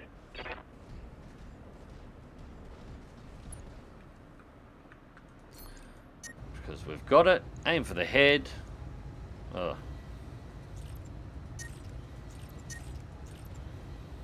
Double PPCs. If they hit the center torso, they kill it. If they hit the head, they can kill it. We'll see. Target destroyed. CT destroyed. Mech destroyed. Mission successful. Alright, now let's go check out and see what we recovered from that. Well, we know we recovered at least one major thing we're after. The Victor is going to be a nice addition to the team. So I think our Dragon just got a replacement.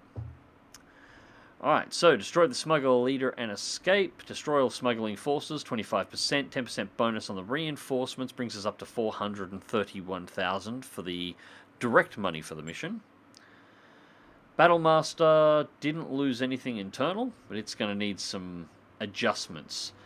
Decker was injured 10 days, but 3,500 experience across all, and nobody else took any injuries. And the Marauder, 4 kills, because that thing is just a machine. Alright, so...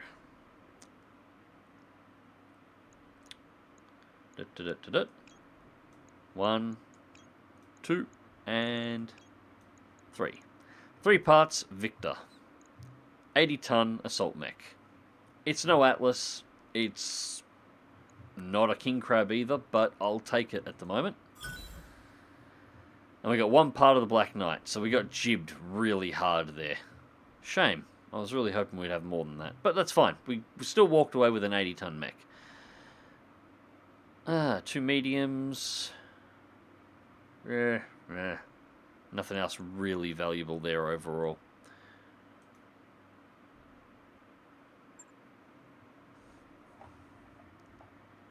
Alright, so a little bit of a shame. But, you know, I'll take this. I will take it. Alright, so once we're out of here, Victor 9S trades some of its already subpar armor to mount more weaponry. It's terrifying for enemy forces to see this mech rocketing over a hill to unleash its considerable firepower, but it also needs to really worry about any return fire. Our mech warriors are getting experience and need your guidance, Hunter. Head to the barracks and you can direct their training. Yep, we got enough points up. We need to start spending some of them. So first things first, though, we go into the mech bay, start bolting our mechs back together, and then have a look at what we've got. So the Battlemaster. We're actually going to do a refit on you. Straight out of the box, we're doing a refit. So going to repair all.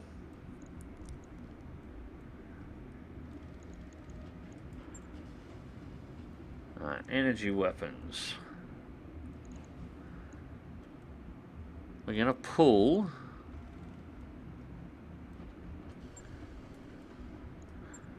two medium lasers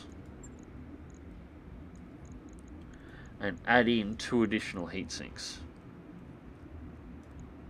Because at the moment it's got that many lasers it can't actually use all of its firepower anyway, so it doesn't really make much of a difference. But with the 2 extra heat sinks, doubles the heat efficiency. So that should solve the problem and let us keep the fire rates up. I'm also surprised by how... Well, I suppose it did take on a Black Knight, a Rifleman, a Zeus, and a Wolverine, and tank all 4 of them for a round. So I suppose I shouldn't be too surprised that its stuff got through the front armor. shouldn't be too. Is there anything else equipment-wise we can put in? We put an injury resist in.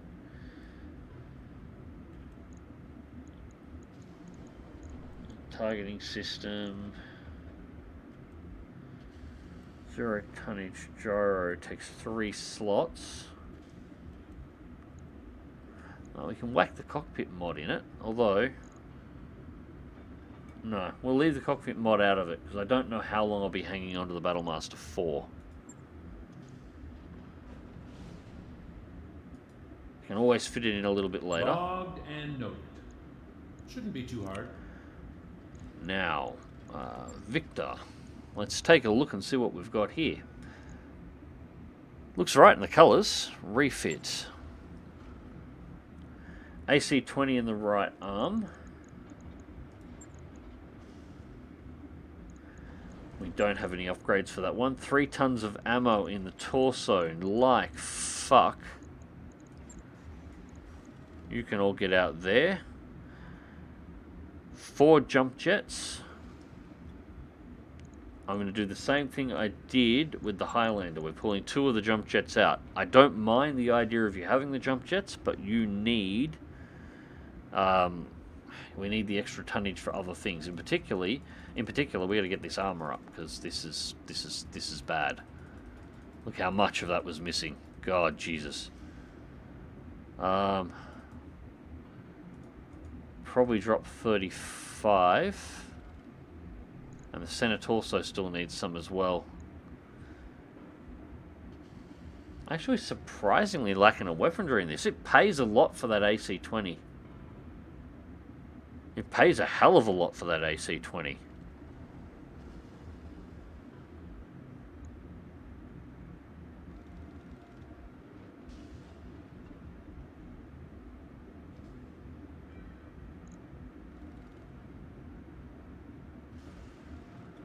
Contain 5 rounds.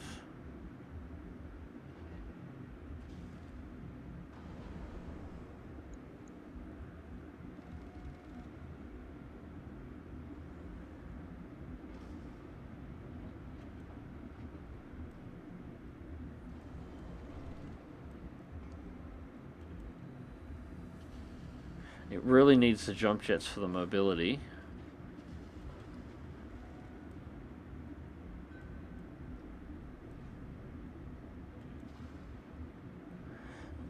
The medium lasers are the only secondary weapons it has outside of the SRM.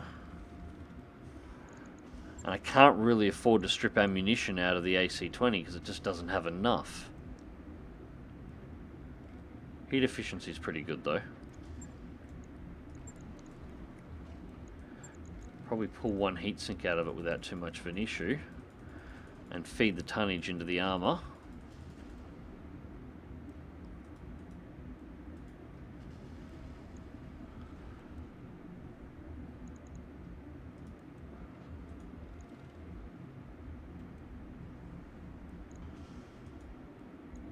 I guess it's to 80. This thing's really tight. 14 tons in that AC-20.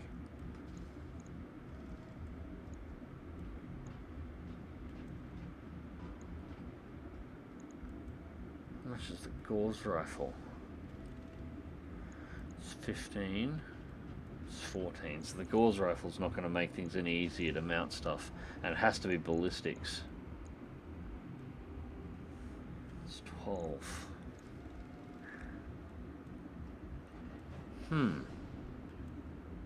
Yeah, this is not ideal. Although that should help it. Heat efficiency is still good. Heat efficiency is still good in it. We've lost a little bit of mobility, but we've gained a lot of armor.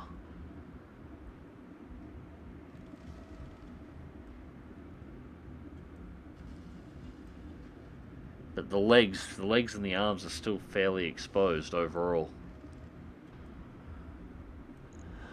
Well, I guess we'll go with that.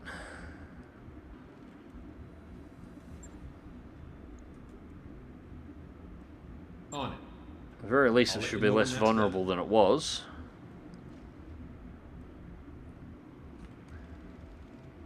Alright, yeah, we'll go with that. I think that's the best that I'm going to be able to wrangle out of it. There's not much else to play with there, unfortunately. That's a fairly tight fit on the Mac. I can't remember the last time I played with the Victus, so yeah. Not quite what I was hoping for, but still, an 80-ton mech, I'm not going to turn it down, and that one there is carrying an AC-20, so when it hits stuff, it'll stay hit. So anyways, ladies and gents, I'm going to bring this one to a close, because it is now 3:31 in the morning, and it's time for this old fart to go to bed. I've been awake for a little bit too long. Thank you very much for joining the stream. I hope you guys have enjoyed it. I'll be trying to get a few more of these up and running a little bit faster, because I'm getting a little bit behind, and I do want to complete the storyline, because I do want to actually start modding this and get in the first of the mods that I have planned out. Just because I'm really looking forward to playing it, all the new mechs and the rest. Play through the BattleTech Advanced series of mods, so this should be fun. Yeah, so anyways, guys, hope you enjoyed it. Thank you very much for watching. Hope the quality of the stream's been fine. I haven't had too much of an opportunity to monitor it on this one. Hope you enjoyed the banter and the chats, and I hope you will all join me next time. So until then, take care.